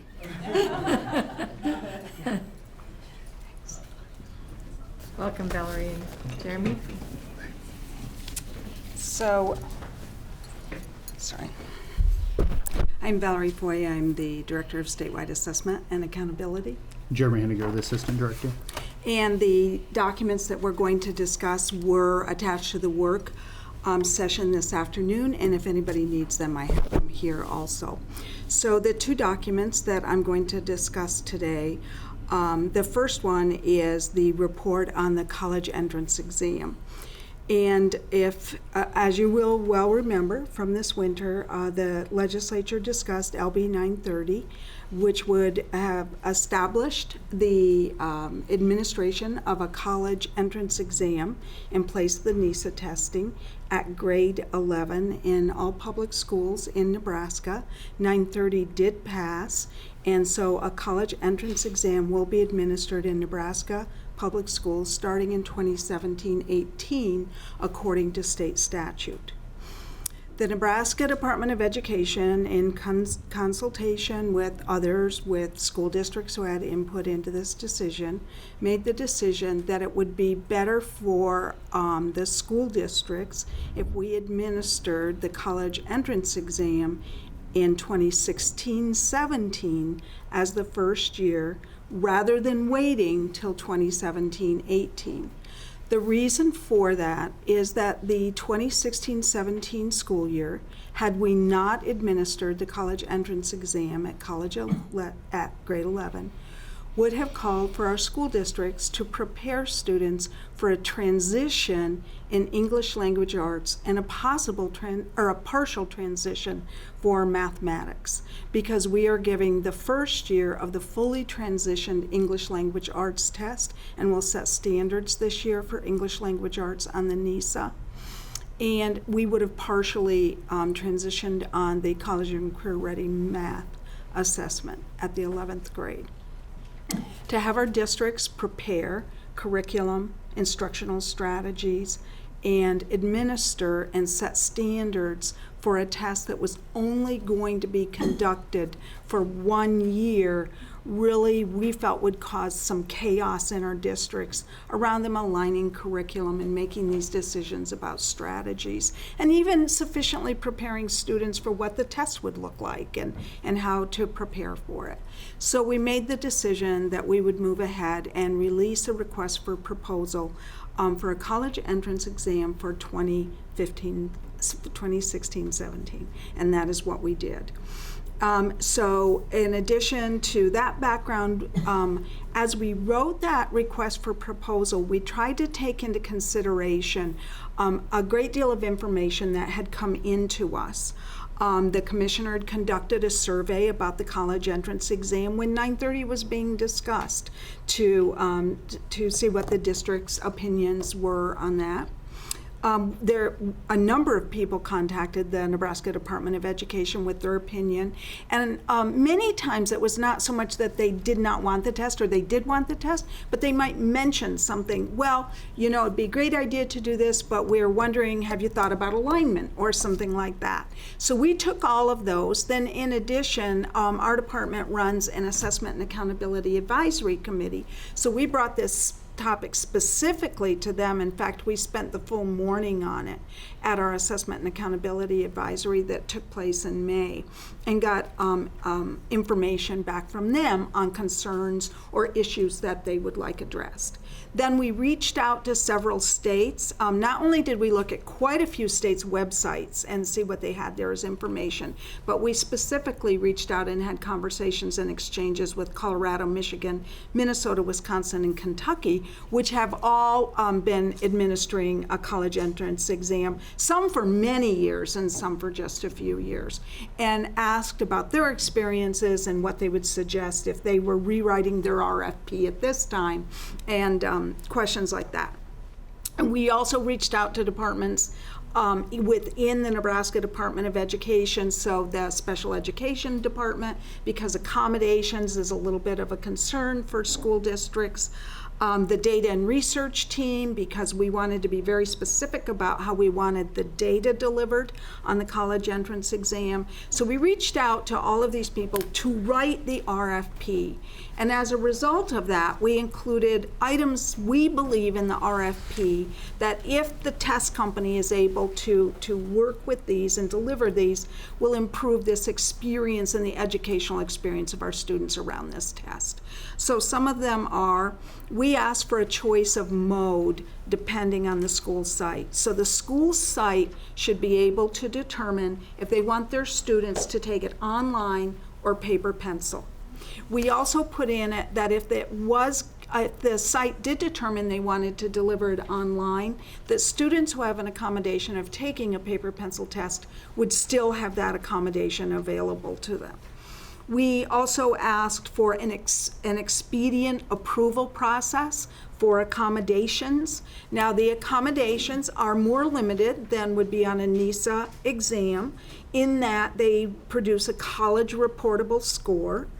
However, these accommodations, one of the things districts' concern had been expressed to us is the amount of time it took for approval for the accommodations that are allowed. And it was particularly difficult when students moved close to the testing window for the school that received that student to get those accommodations approved so they could give the the college entrance exam with the appropriate accommodations. So we wrote that in.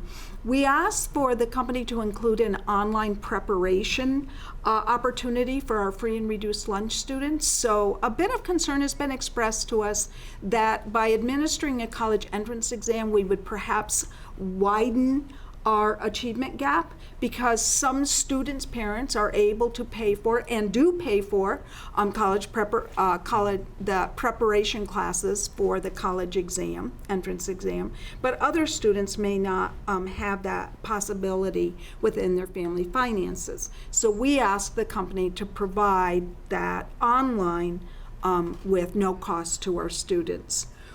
We ask that students be able to have a choice on reporting. They should be able to make the determination on if the score from that school site testing they want reported to a college. So if they're scored, they've taken it earlier, and if their score drops and they don't want it reported, they should have that opportunity to withhold that score. If it increases, we want them to have the opportunity to have that score reported. And that does happen. Students sometimes take these college entrance exams multiple times, and a lot of times when they're pushing up in those higher scores, you know, they want a 34, but they go down to a 32, you know, so it happens.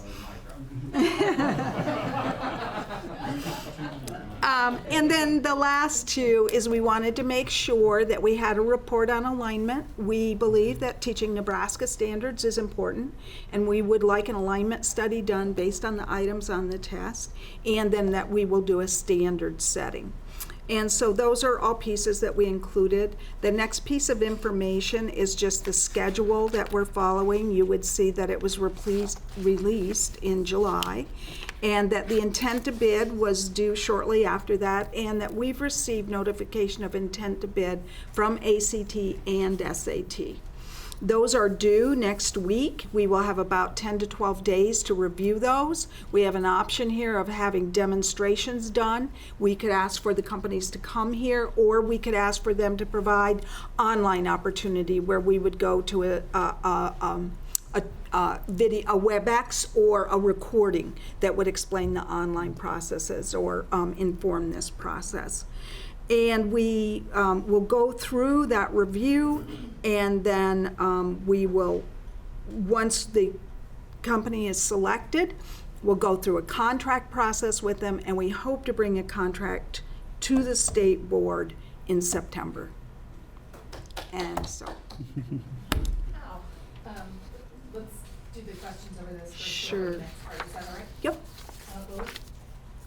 There were a couple things that we had learned in the committee meeting that you didn't mention, which I think are interesting, and that is that the directions for the test can be both in English and in Spanish. However, the test is exclusively in English. Yes. That's my understanding, yes. Yeah, that's, but I thought that that was an interesting point. Now, I've forgotten what the other thing was, so I'll probably pass on and think of it in a minute. But that's okay. Thank you. I mean, you have tried to think of every possible issue that a student might think about.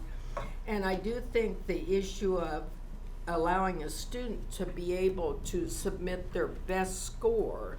However, if they have taken the test independent of the school, then do they have the capability of going back to the testing company and sending it, or will they do it through the school?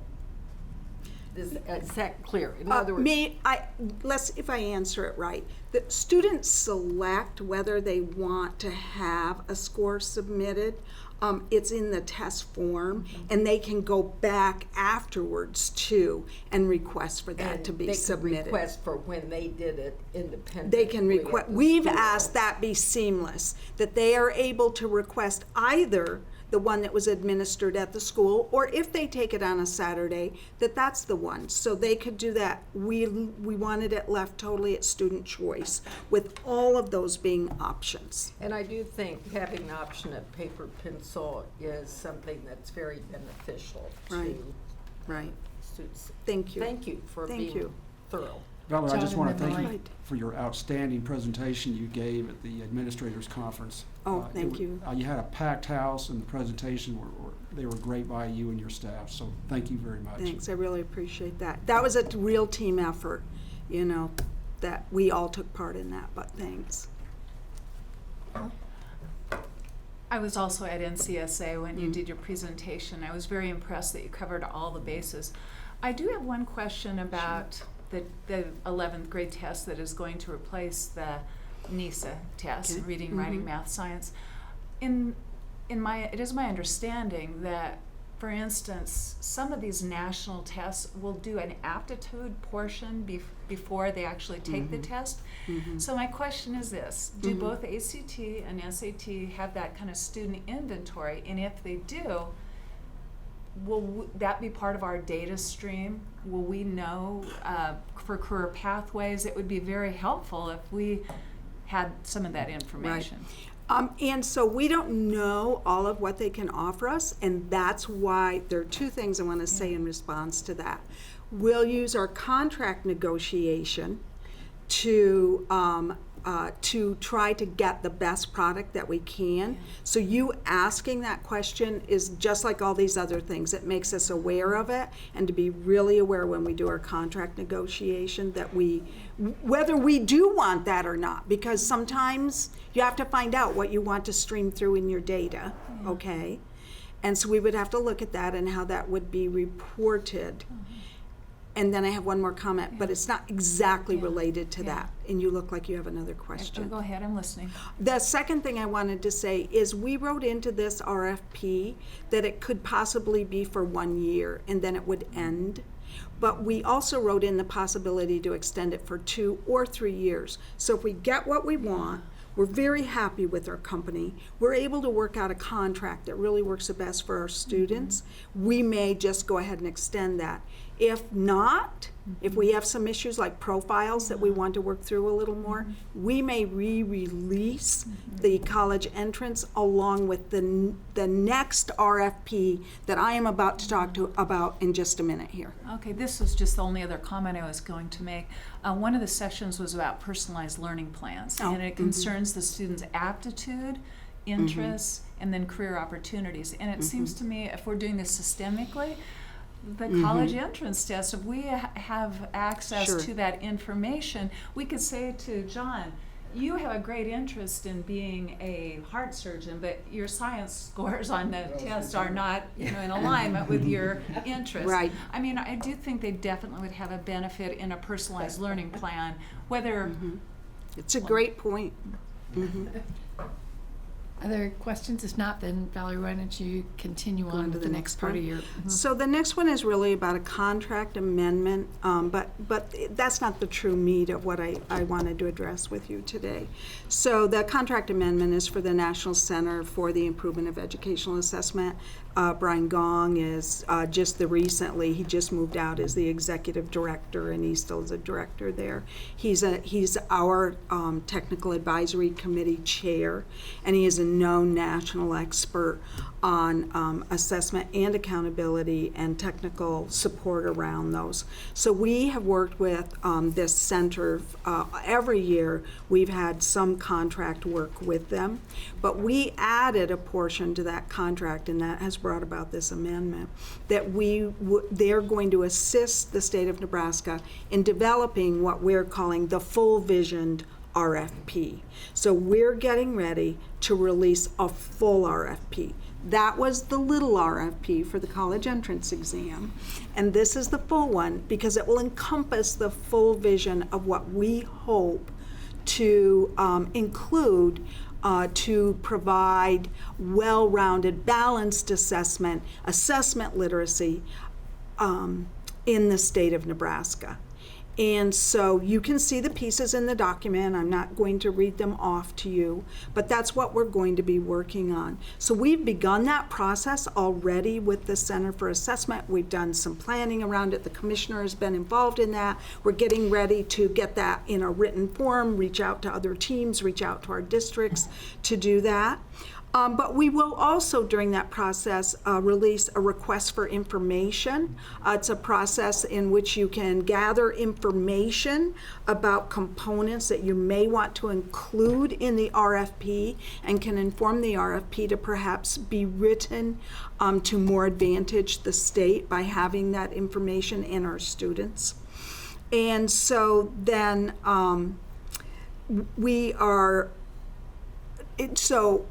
we're planning on releasing that request for information. In addition, I have been asked to produce a written document to send out to districts that just summarizes the college entrance exam information that was presented here and was presented at administrator days. And so I'm writing that document. I just have to pull these different presentations we've already given. And then the commissioner wants that. It's going to go out to SUPs and a number of people in districts. And in that, we want to include, at the very end of it, some survey questions to inform this RFP. So we're going to use it as a process for communication with schools about what took place this summer on the college entrance exam RFP, but then to gain input into what they would like to see on this RFP in order to really develop that assessment vision in the state of Nebraska. Molly? I'd like to refer to the second last bullet point. Provides for the effective and efficient interaction between multiple assessment systems, including possible use of national assessments or augmented state standardized assessment. What I love about AQuest, it's not just about the state tests. So it sounds to me that you really are going to say to local districts, we appreciate your local district's input in whether they're doing, is it PISA, the international test, or they do whatever else they choose to, but it'll be integrated to get a better picture of student achievement. So you're an amazing group of people. Thank you so much. I appreciate it. And you actually write it so we can understand it.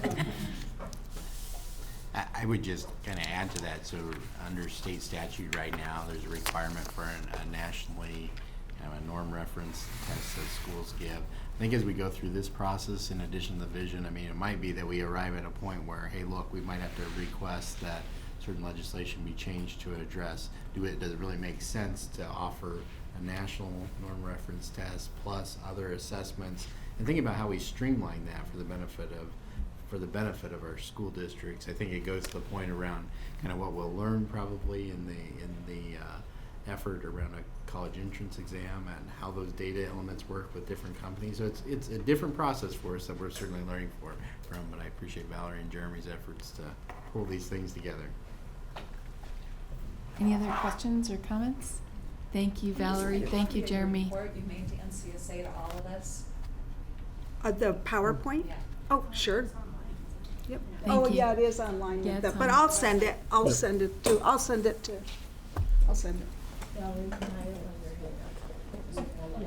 Thank you. I'm sorry. Let's move on to item 3, student success and access reports. Molly?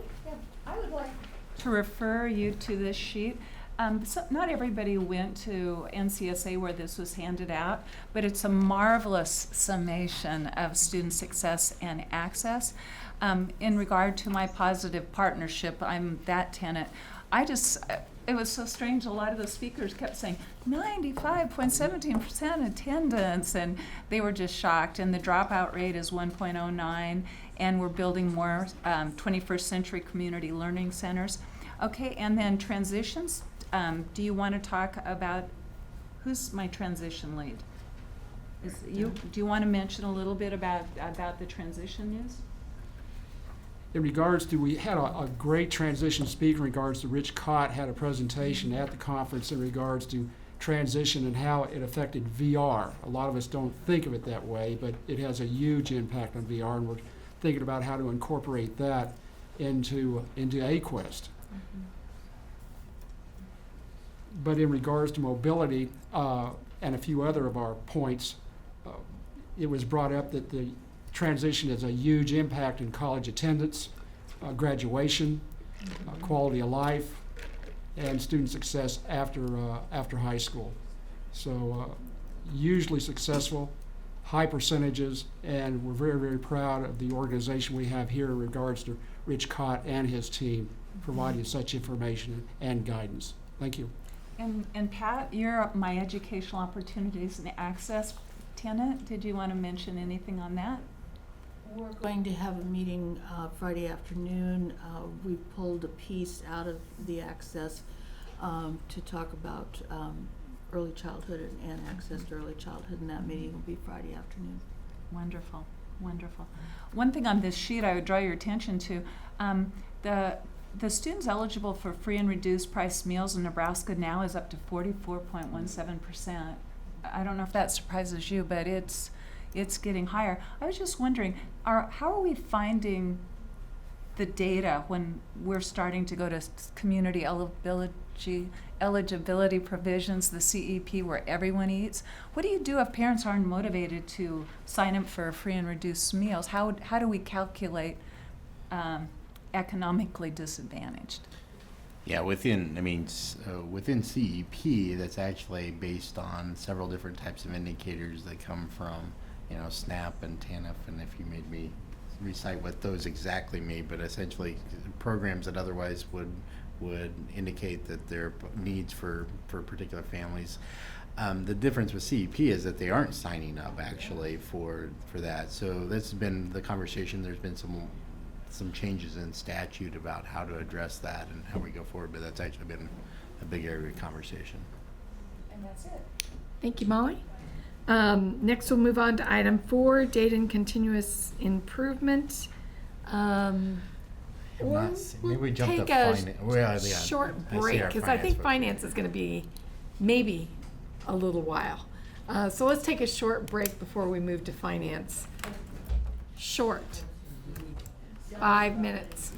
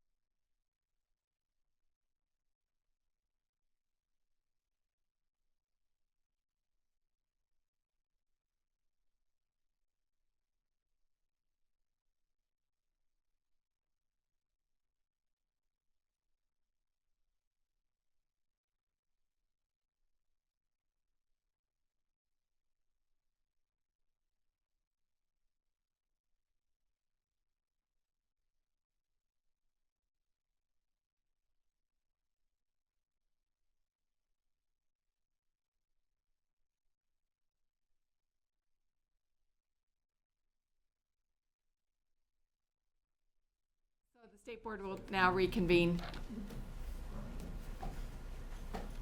And Commissioner Bloomstead will give an update on item 4, data and continuous improvement, and then we'll move on to. Yeah, just very quickly, and sorry, as I believe Matt Hastings got double booked today and is off running another meeting, and then I kind of feel like Sue Anderson's been through the ringer today, so I'll try to give this update really quickly. First of all, the Data and Continuous Improvement Committee had met over the late spring, I guess, when we had conversations about work that was going to be conducted over the summer. Both Matt Hastings and Sue Anderson put a presentation together talking about some of the next steps and where we go with EBA and how we make those improvements and how we think about moving that forward. They gave that presentation at the Administrator Days on NDE Day, and I know that Glenn had chatted with them, and maybe some of you even saw their presentation. The part of what we were proposing or preparing to propose is, number one, thinking about what those improvements will be with EBA and some of the work that we had. Matt has very specific things that I cannot be that Matt for the moment, but at least I can tell you that some of those very specific things in improving EBA will actually set us on a very good course. The importance of how that ties ultimately with other indicators and other things that matter within AQuest. The other part of that is thinking through kind of the timing of the EBA, and in order to get those things accomplished, that we kind of have to shift our timing and think about that. I know we'll bring that back kind of as a recommendation at the September meeting, but it impacts us on how we think about what our next step is on kind of classification, and we had some very good feedback from schools as a result of their presentation out there. Some of the things that we were thinking about, and including other indicators and kind of moving the ball forward relative to what we want to use within AQuest. We thought about just putting those kind of in a progress report, so to say, but certain schools approached and said, hey, look, it'd be nice that would have a benefit for us in our classification coming up. And so that's actually something we're working on to bring back to you as a recommendation that we would go forward with that. So if you have schools ask you, gee, what's that plan? I wanted to give you that sense, and we can probably share, I'm pretty sure they had a PowerPoint, we can share that out with you so you can see that a little more detail. Glenn, do you think, is there anything else that I was kind of missing in that? I was relying on Glenn to cover Well, me. I was kind of pumped up about the new model that they're proposing, where we can ask questions instead of never, seldom. They can ask how many times thinking about the a scale month that do we you do used this? and Yeah, so improving that. This was an improvement over the kind of questions we were able to ask before, and get and the missed answers wouldn't count against them. And things like So that. some improvements in basically the instrument itself and how we do that, and I'm really excited about that too. By the way, a lot of folks around the country are going, oh, you thought to do that before ESSA was ever implemented, and it's like, no, we didn't, the board did. So it turns out, no, I think our conversations in advancing that and being thoughtful about including those measures has been important, and the work that's been conducted, I'm sorry I can't do it all justice like Matt and Sue could, but it's been very good, and I think their presentation of it was helpful for schools to understand where we're trying to go.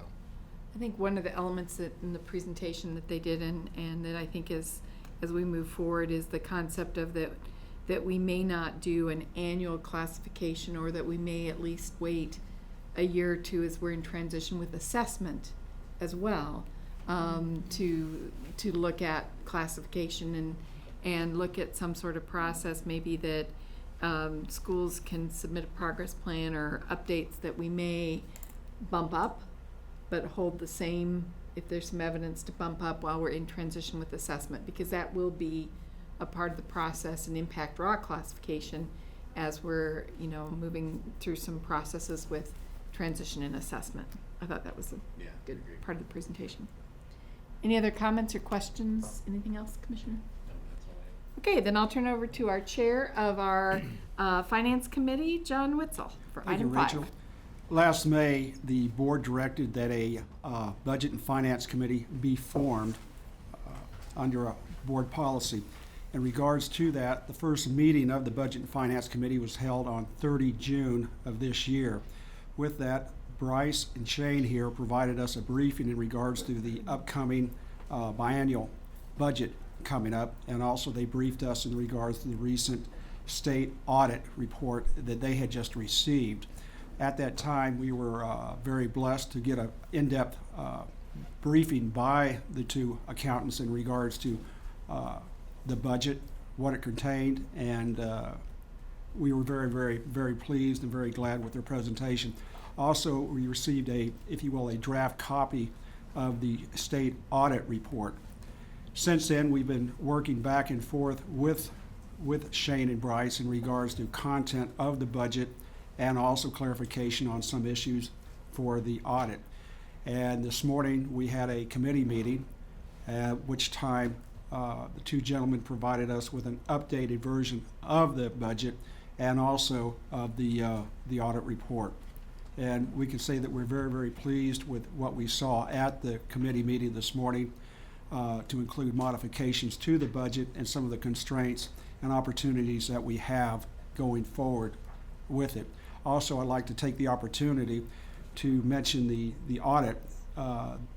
They'll talk more about it as we go, but this is the first state audit we've had in 10 years, and they had a very, very clean opinion report on the audit, which is very, very good. They had areas of improvement they identified, and they responded back to the state immediately, and they're still working in regards to responses. So thank you very much, gentlemen, and good job. Thank you. Just to quickly, I guess, touch on the audit report. Like John said, it's been 10 years since the last attestation audit, and we do have other audits, state audits, that go on from time to time each year. But 10 years since our last attestation audit, we had some findings that before the audit report was even issued, we had, I guess, developed corrective action plans or addressed the internal controls so we could take care of those situations. But the bottom line was, and the feedback we got from the auditor's office as well, is that how things are running up here are running very well. You know, you're going to expect a few findings when you have $1.6 billion running through over a 10-year period. That's a lot of transactions, so it's not perfect, but it was pretty good, and I guess we were happy with the results of the audit, and we'll make the improvements that were suggested. And we do thank the auditor's office. You know, they do a very thorough job. They had 5 to 6 auditors up here for about 4 months. We answered a lot of questions in that time and got them a lot of documentation, but they're part of our process, and that's how we look at it. They can identify some areas where we can get better. They do a good job. They have very good people down there. And so I guess we thank them for their job and their help, and we'll keep moving forward and make the improvements where we can. So. Just real quick before we move on from the audit, one of the things the committee talked about was moving through a process of formal board action of accepting the audit report. I think we will do that in September since we've not put it, and we'll be establishing through the Finance Committee kind of some new processes to make sure the board is aware of any of the audits and reviews audit reports and has action on accepting and recognizing those audit reports. So just wanted to throw that in while we're talking about audits. Okay. Any other questions on the audit before we move on to the budget process? All right, very good. Well, first off, I would like to start by thanking my staff, Harlan Feather, Linda Comblay, Greg Prohaska, Ron Thiesmeyer, Janice Paling, and Kathy Calloway from Vocational Rehabilitation, and Susan Cook from Disability Determination Services, for all the hard work and effort that they put in the compiling of the biennial budget request for the department. They're the real soldiers in the trenches, putting together all the details, and I'm happy to come before you and present and kind of go over the process just a little bit and talk about a couple big numbers, and then we'll have some time for some questions. Statutorily, we're required to submit a biennial budget request by September 15th. That's been approved by the board. So we've provided you with an executive summary at this point in time for your review in the upcoming month that we will come before you in September to ask for your request for the commissioner to submit the budget to the governor's state budget office. Bryce and I will be available at any point in time during the upcoming month for you to call us or come visit us or make arrangements for us to come visit you if you have any questions about the details in the executive summary that you've received today. The executive summary contains a base budget, which is this year's current budget, of not quite $1.6 billion that we budget out every dollar for a purpose. We then look at our needs for the next 2 years, and the team leaders have submitted what are called budget issues in the governor's budget office instructions for requests for additional funding or changes in funding. These are what they will review as far as continuing to expand the services that the department provides to the state of Nebraska. We have 8 different budget programs that we do: education administration, vocational rehabilitation, DDS, and education aid are the 4 biggest ones and the primary ones. The budget request has 5 parts: the base year allocation, this year's budget request, or budget of funds that have been appropriated, the budget issues that I mentioned earlier. Those are our requests as a department, and we also have 2 requests that were directed by the governor's state budget office for us to submit for a salary increase for all employees of 2.4% and those related costs, and also an anticipated increase of 8% in the employee health insurance rates, which is about normal based on the last 4 to 5 years. We will also have a budget issue request of $2.2 billion, or $2.2 million, for building renewal for the Nebraska School for the Blind in Nebraska City. That is for phase 2 of a building upgrade project that DAS has again directed us to submit a request for. They completed phase 1 of the project last year, and so now we're ready to roll into phase 2 of that, and that will be funding that will be administered by the Department of Administrative Services. We are also required to submit an IT plan that Dean Folkers is spearheading about the department's use of technology. And then we also have the budget modification process that we have to participate in. That's a directive from the State Budget Office and the Legislative Fiscal Office to detail how we would handle an 8% reduction in state general funds. It's not a fun process. The department has received budget cuts over the last 10 years, and there isn't a lot of fat there to trim off at this point in time. We're looking at making some very serious decisions about what those potential modifications would be that we would submit for their review.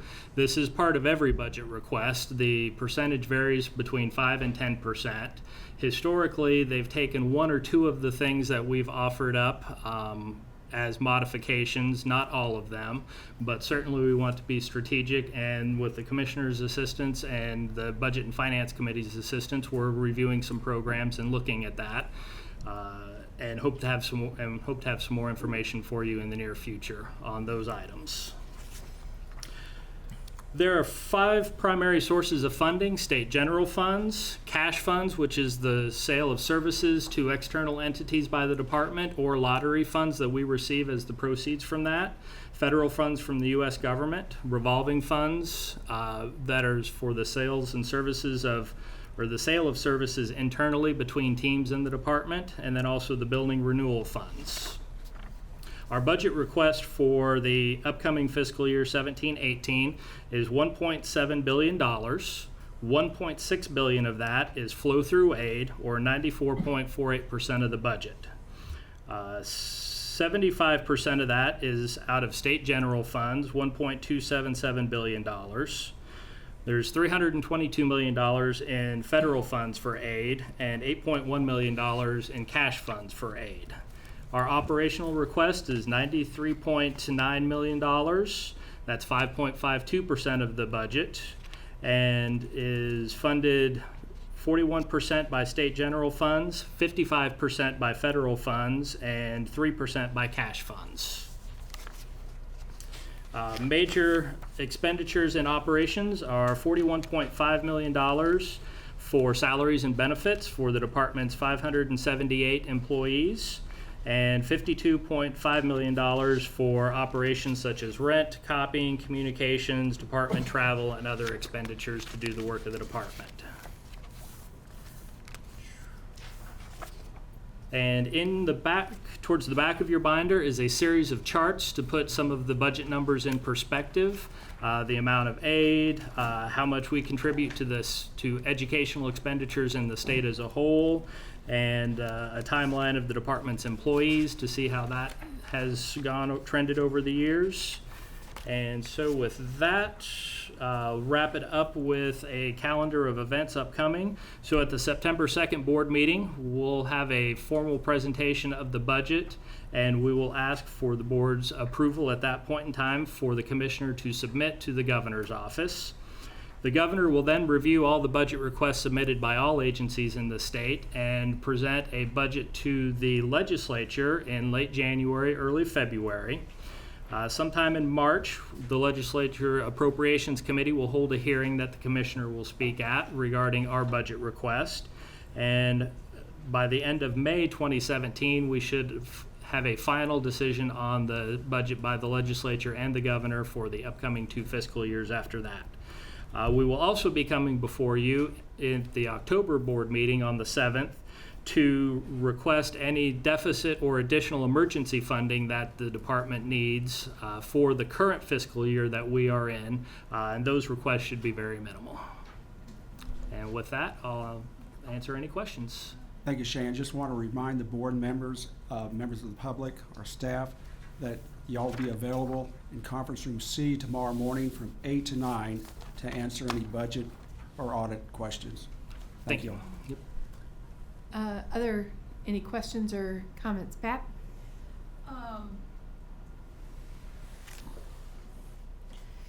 The budget modification thing always bothers me.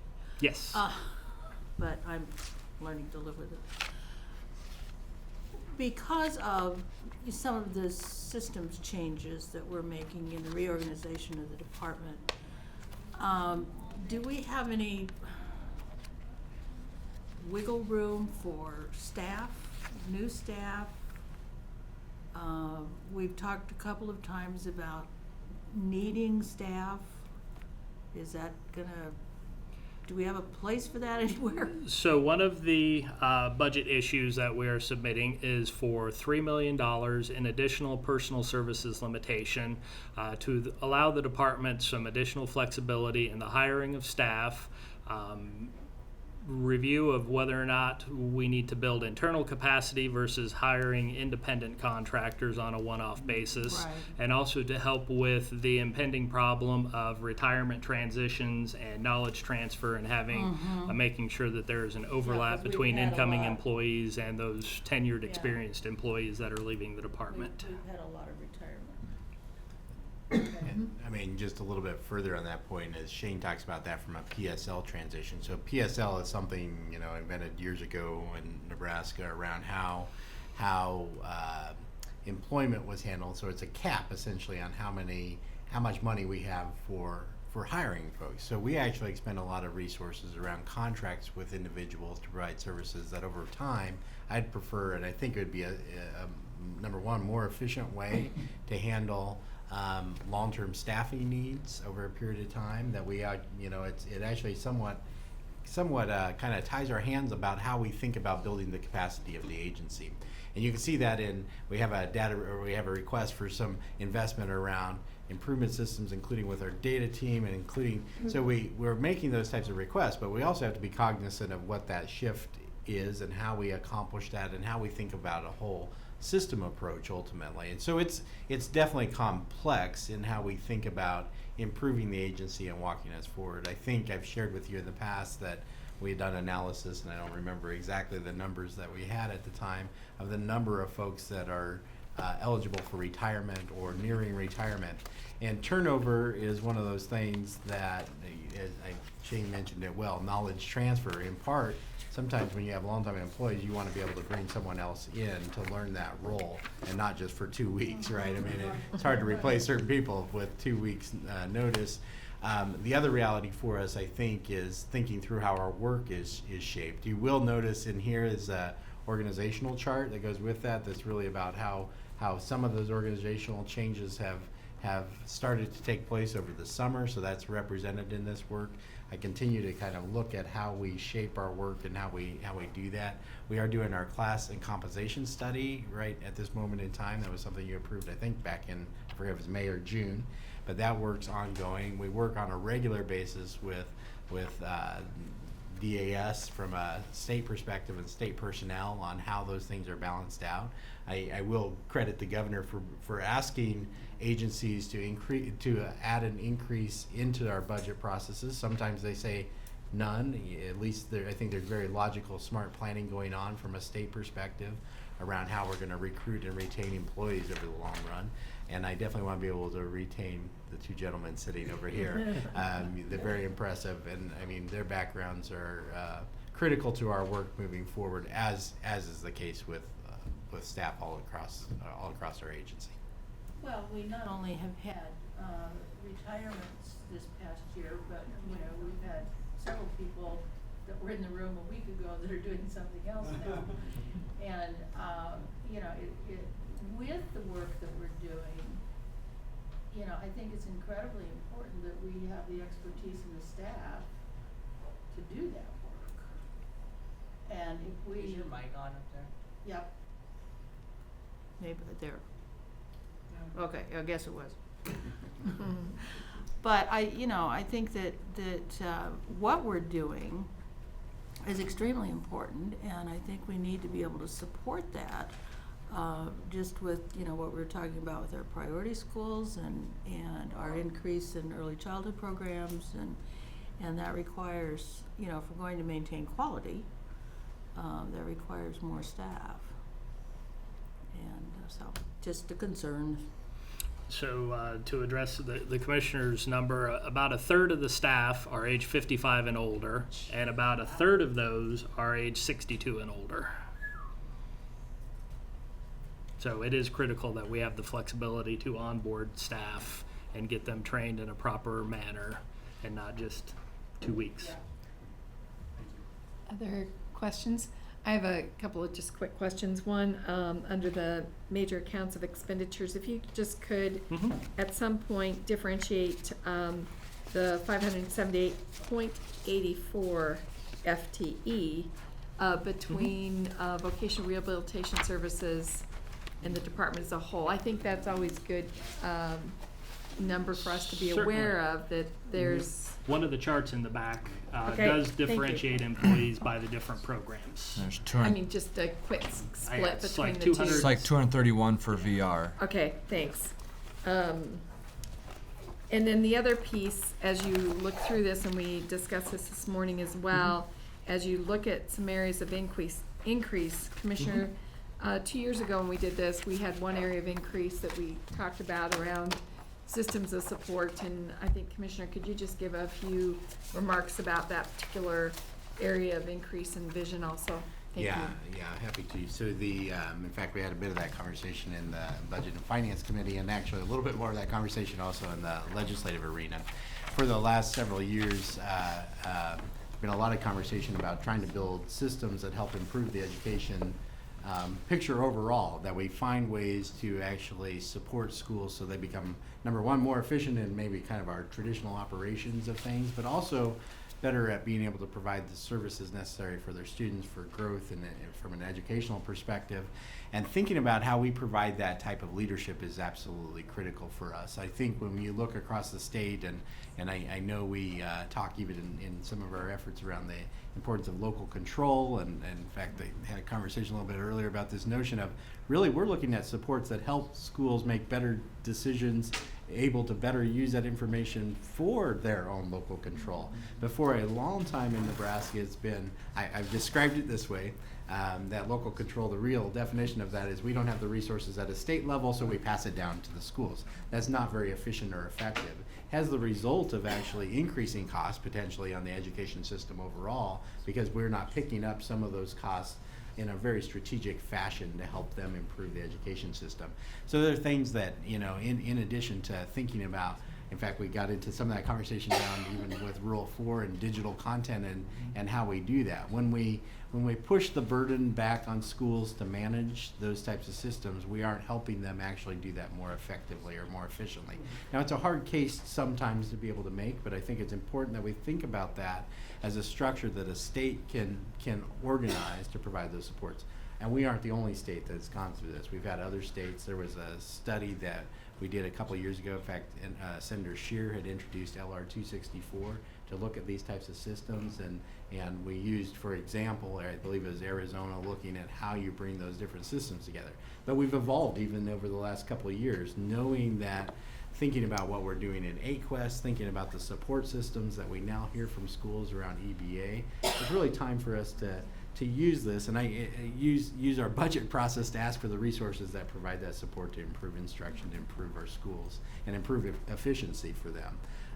It's kind of, if the definition of insanity is always doing the same things over and over again and expecting some type of different result. Well, when we make budget cuts or when we change how we think about finance in the long run, if you do it the same way you always did before, you're right back in that same position. So although it's tangential perhaps, but when you look at property tax concerns and the efficiency of school districts and even those notions of local control, we keep going back to the same well of how we've addressed it. I think it's incumbent on us to ask for thinking differently about that system and that system of supports that helps us lead and helps us move forward as a state. Molly, and then Glenn. How many non-equalized school districts do we have now? We have 75 equalized school districts, so And there's 180, 245, right? what's that? There's 245 total total, districts. yeah. And So, only 75? 75 are equalized getting- districts for 16-17. Wow. Yeah. I think that goes back to your point about Yeah. support systems for those districts that are non-equalized, that aren't getting that state aid bump. They still have fundamental needs. And I wondered, have we ever progressed to a point on a state level where I know we have the app program that'll provide systems of support, but have we also talked about digital repositories, maybe to help not just our non-public schools to be in the loan system, but maybe some digitized repositories of textbooks and things? So that's a huge expenditure. It's another system of support, but is that part of your conversation a little? It is. That, As a matter John of fact, if I Dominic. may, this morning Dean gave us a very good update in regards to the additional funds for the technical systems that he's eyeing or working on or going to propose in the very near future, and that's exactly the content and the purpose for the technical initiative. Exactly. Glenn? I just learned the Professional Practices Commission is that Kathy Vaughn's? And so So the Professional Practices Commission is a separate entity, but statutorily, their budget is required to be submitted in conjunction with ours, and we do process their fiscal areas of responsibility.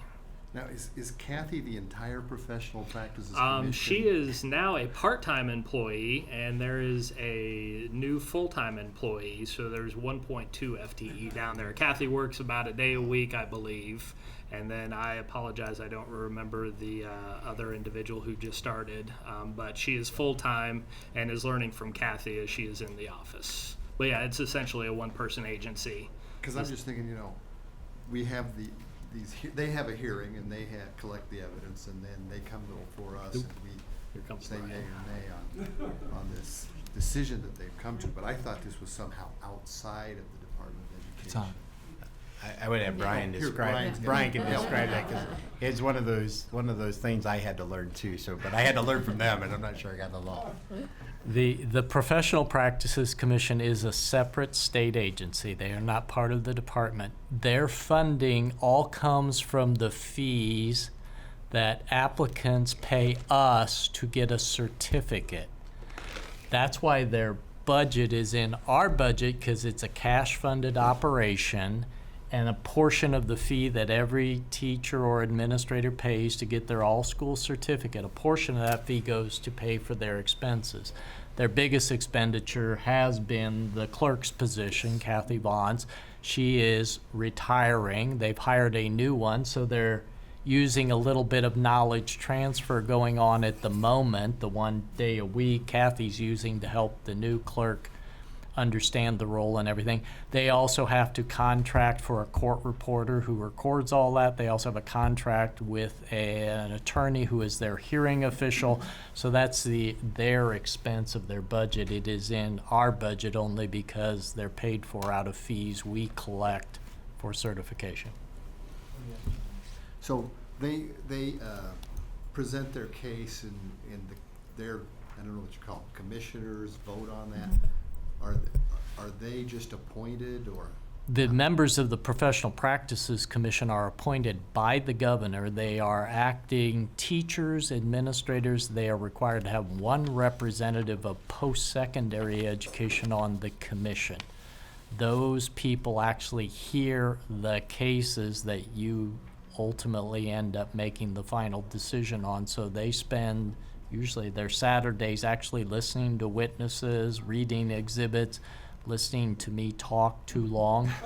So in that regard, that's how they spend their time. So we really get the Reader's Digest version. You get the whole version, but you get it in a written form as opposed to living it. Yes. You have to go through the torture of it. Yeah, that's how that works. Any other questions of Brian, Bryce, or Shane, or John? All right, thank you. Thanks very much. A lot of work. Next, we'll move on to item 6, strategic planning report. And I'd like to just take a second to thank the strategic planning committee, Pat Tim, Pat McPherson, Lily Larson, met twice this summer. And I'd like to really take time to thank the staff that's added, not just the work FSG's done, but the staff has done a lot of work on already busy calendars and schedules. So with that, I'll turn over to the commissioner for any additional updates and timelines. Yeah, I'll just tell you, obviously, our big anticipation of representatives from FSG being here in September is kind of our next step of the plan itself over a period of time. Then from then to October, I would ask that you'll be able to approve that plan. We're going to continue our work of setting out the implementation strategies and the implementation from an agency perspective and establishing our final metrics and getting that out there. But over the next couple of months, it's going to become a big deal for us to roll this out with the efforts underway and tie our work together. I thank you for what you've done on these fronts. I thank staff. I thank Donlin and all of the staff that have worked so diligently to get us to this point. There's always more to do to get this finished, but it gives me a chance to think about what my presentation, even at Administrator Day, is about us charting the future, and we're going to really be able to hang on those words, so to say, and move us forward and think about what our future looks like, and this plan will be critical for that effort. So, thank you. Any questions or comments? If not, we'll move on to Policy Committee. Pat Tim. The Policy Committee, when we met in April, we did it with a phone conference meeting, and the minutes were approved for that.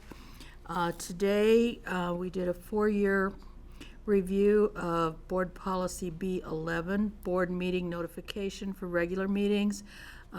This has been a discussion that has changed back and forth over the years, and after today, we want to continue with consistency in when we meet, and as you know now, we meet the first Thursday and Friday of the month, but there was a reference to not meeting in July, and the committee felt that maybe that really wasn't necessary because there needs to be some flexibility in when we do meet.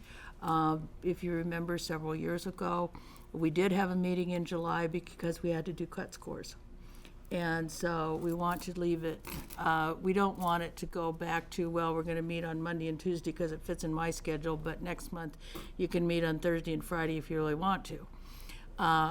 So we still have a consistency, but they're going to look into some rewording on that. We also are reviewing Policy D4, which is Personnel Policies and Administrative Memorandum.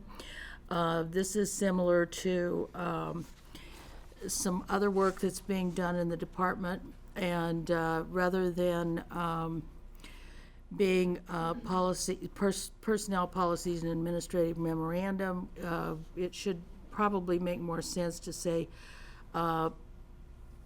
personnel policies and administrative policy and procedure. So we're talking about that. We have the policy G20. Now, these are general education policies, and we talked about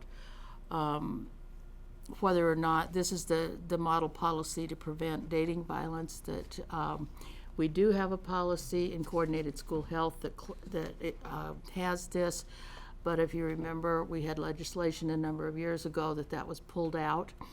And so we're talking about Dr. Swisher and Donlin are going to go back and look at how policies are restructured, that perhaps when we're giving guidelines or a model for a policy, that really isn't our policy, it's more of a process for school districts. And so they're going to bring some things back to us on that, and we're going to put it on hold. We're discussing G6, again, which is a general education policy on virtual education. That policy was written probably 5 or 6 years ago when we really started talking about virtual education, but it really has nothing to do with what's happening now as far as virtual education is concerned, and so staff is going to look at that. We talked about G19, which is again a general education policy that will sunset in November, and that is our policy on standards assessment and accountability. And you know, in the past we've talked about standards assessment and accountability. In the beginning was one word, but the way things have transpired and evolved, there really needs to be 3 separate policies. We do have standards, and we have Nebraska standards, and we need to say that. And we do have an assessment system. We're working through some changes in our assessment system, but that needs to be given its own policy, and the same with accountability. So once there will be some drafts made, and we'll bring that to all of you. And then again, we have had times that we haven't had a policy, and the legislature has given us a statute that requires, maybe we should talk about having a policy around that. And so we talked about putting in a placeholder for discussion of our strategic plan. And not necessarily that the strategic plan itself is in policy, but because again, that's a fluid document and that's going to change. But to set into place a process that says this board will have a strategic plan. It will be reviewed on whatever basis we decide, and it will be, Patrick suggested, and I agree with him, that it will be have an outside look at from time to time. Are we doing what we say we're supposed to be doing in our strategic plan? So we've kind of decided that the standards assessment and accountability and the strategic plan and those things need to be on our agenda every month for a little while until we kind of work through all of this and it comes to fruition, so that we can actually have something that makes some sense. So that's where we are with that. Any questions or comments of the policy committee? Okay, we'll move on to legislation. Lily. Yes, and thank you to the committee of Molly, Glenn, and John for being there. And also our meeting started out not only with Council Brian Halstead, but also the commissioner. And you may wonder why. And the reason basically being to, to clarify how the proposed budget has you know the word, how it impacts the legislative work. And so you had mentioned that just briefly, and so did John as well. So one thing we made very clear to the committee, that the Finance Committee is really looking at efficiencies and how we can improve through the proposed budget to be accountable, have the quality services to the state. And so then Brian, the next thing we did, and Brian, if you'll come up, please, I'd appreciate it.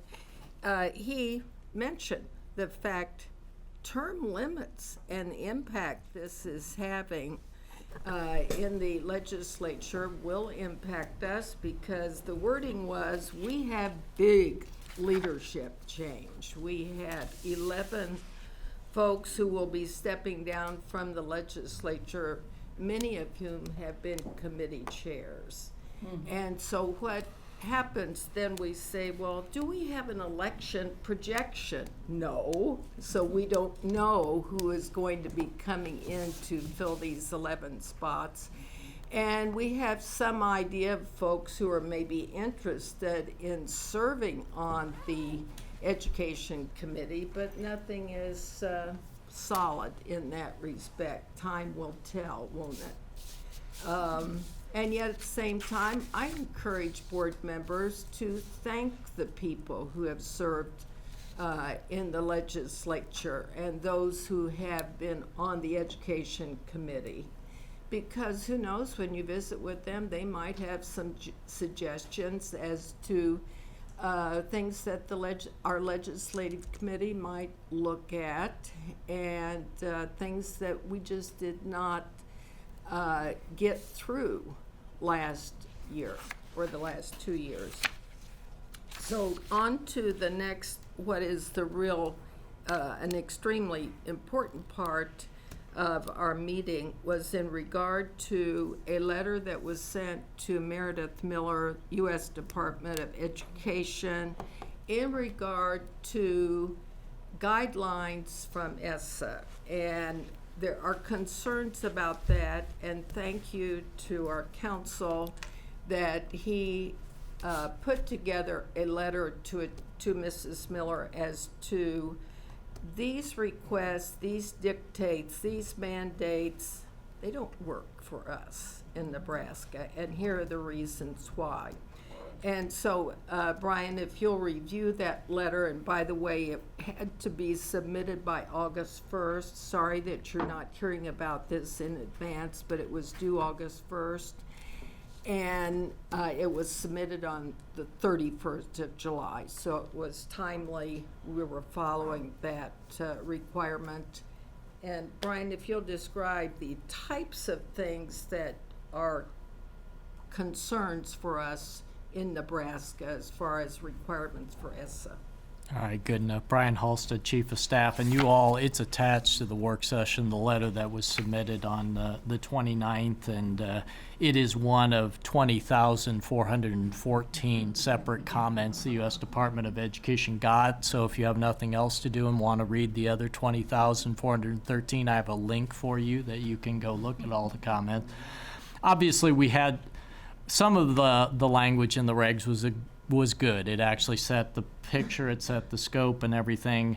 There were a couple of issues we clearly had with it. The timeline for what they were proposing was untenable and couldn't even work in that regard. And that was similar comments by a whole number of entities that had that in the respects of the way it was doing it.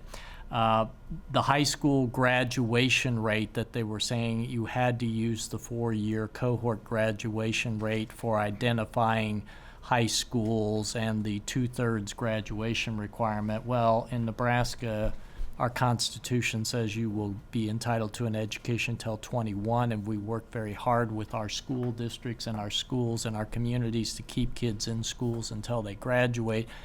So the asking for a greater flexibility and allowing up to the 7-year cohort to be utilized, and that was important to us. They had a lot of prescriptive things written for the consolidated state plan that you had to have in there, and we were pointing out how that just conflicted with what they have been doing for decades about allowing states to submit a consolidated state plan that covers all the areas that are needed instead of prescribing it. So I'm not going to spend time. You can read the letter. It's out there for all of everybody to see. Was very thankful. We reached out to some other entities to ask them their thoughts on it. We got some input from Reg Lichty, who is in D.C., and because Reg has been here, so he gave us some thoughts on that and everything. So we'll see where that goes.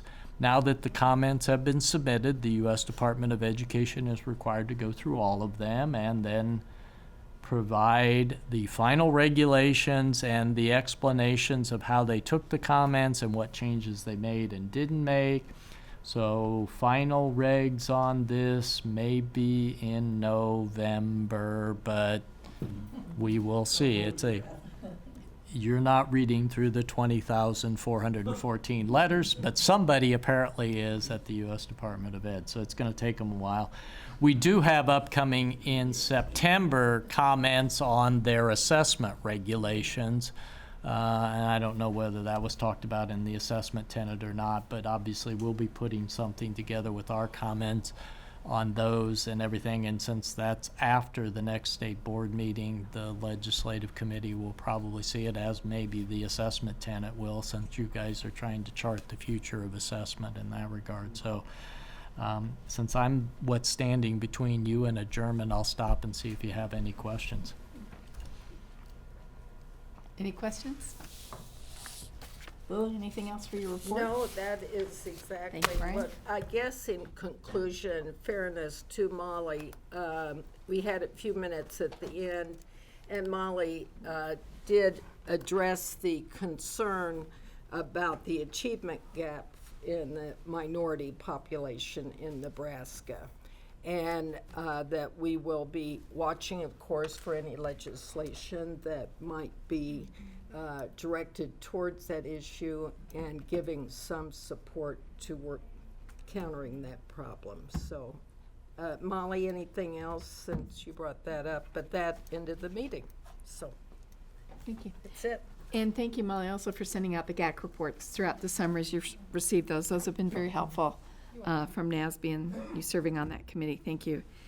Any other items? One that I will add that won't take us too long, but Open Sky is doing a presentation on Thursday, September 1st on school finance and on economic impact.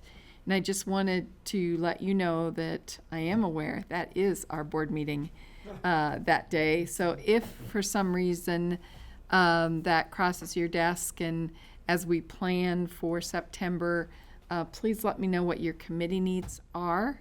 And we'll see what we can do to work around that to a certain extent. But I do recognize that that's a conflict, but we're not changing our schedule, right? According to policy, that's right.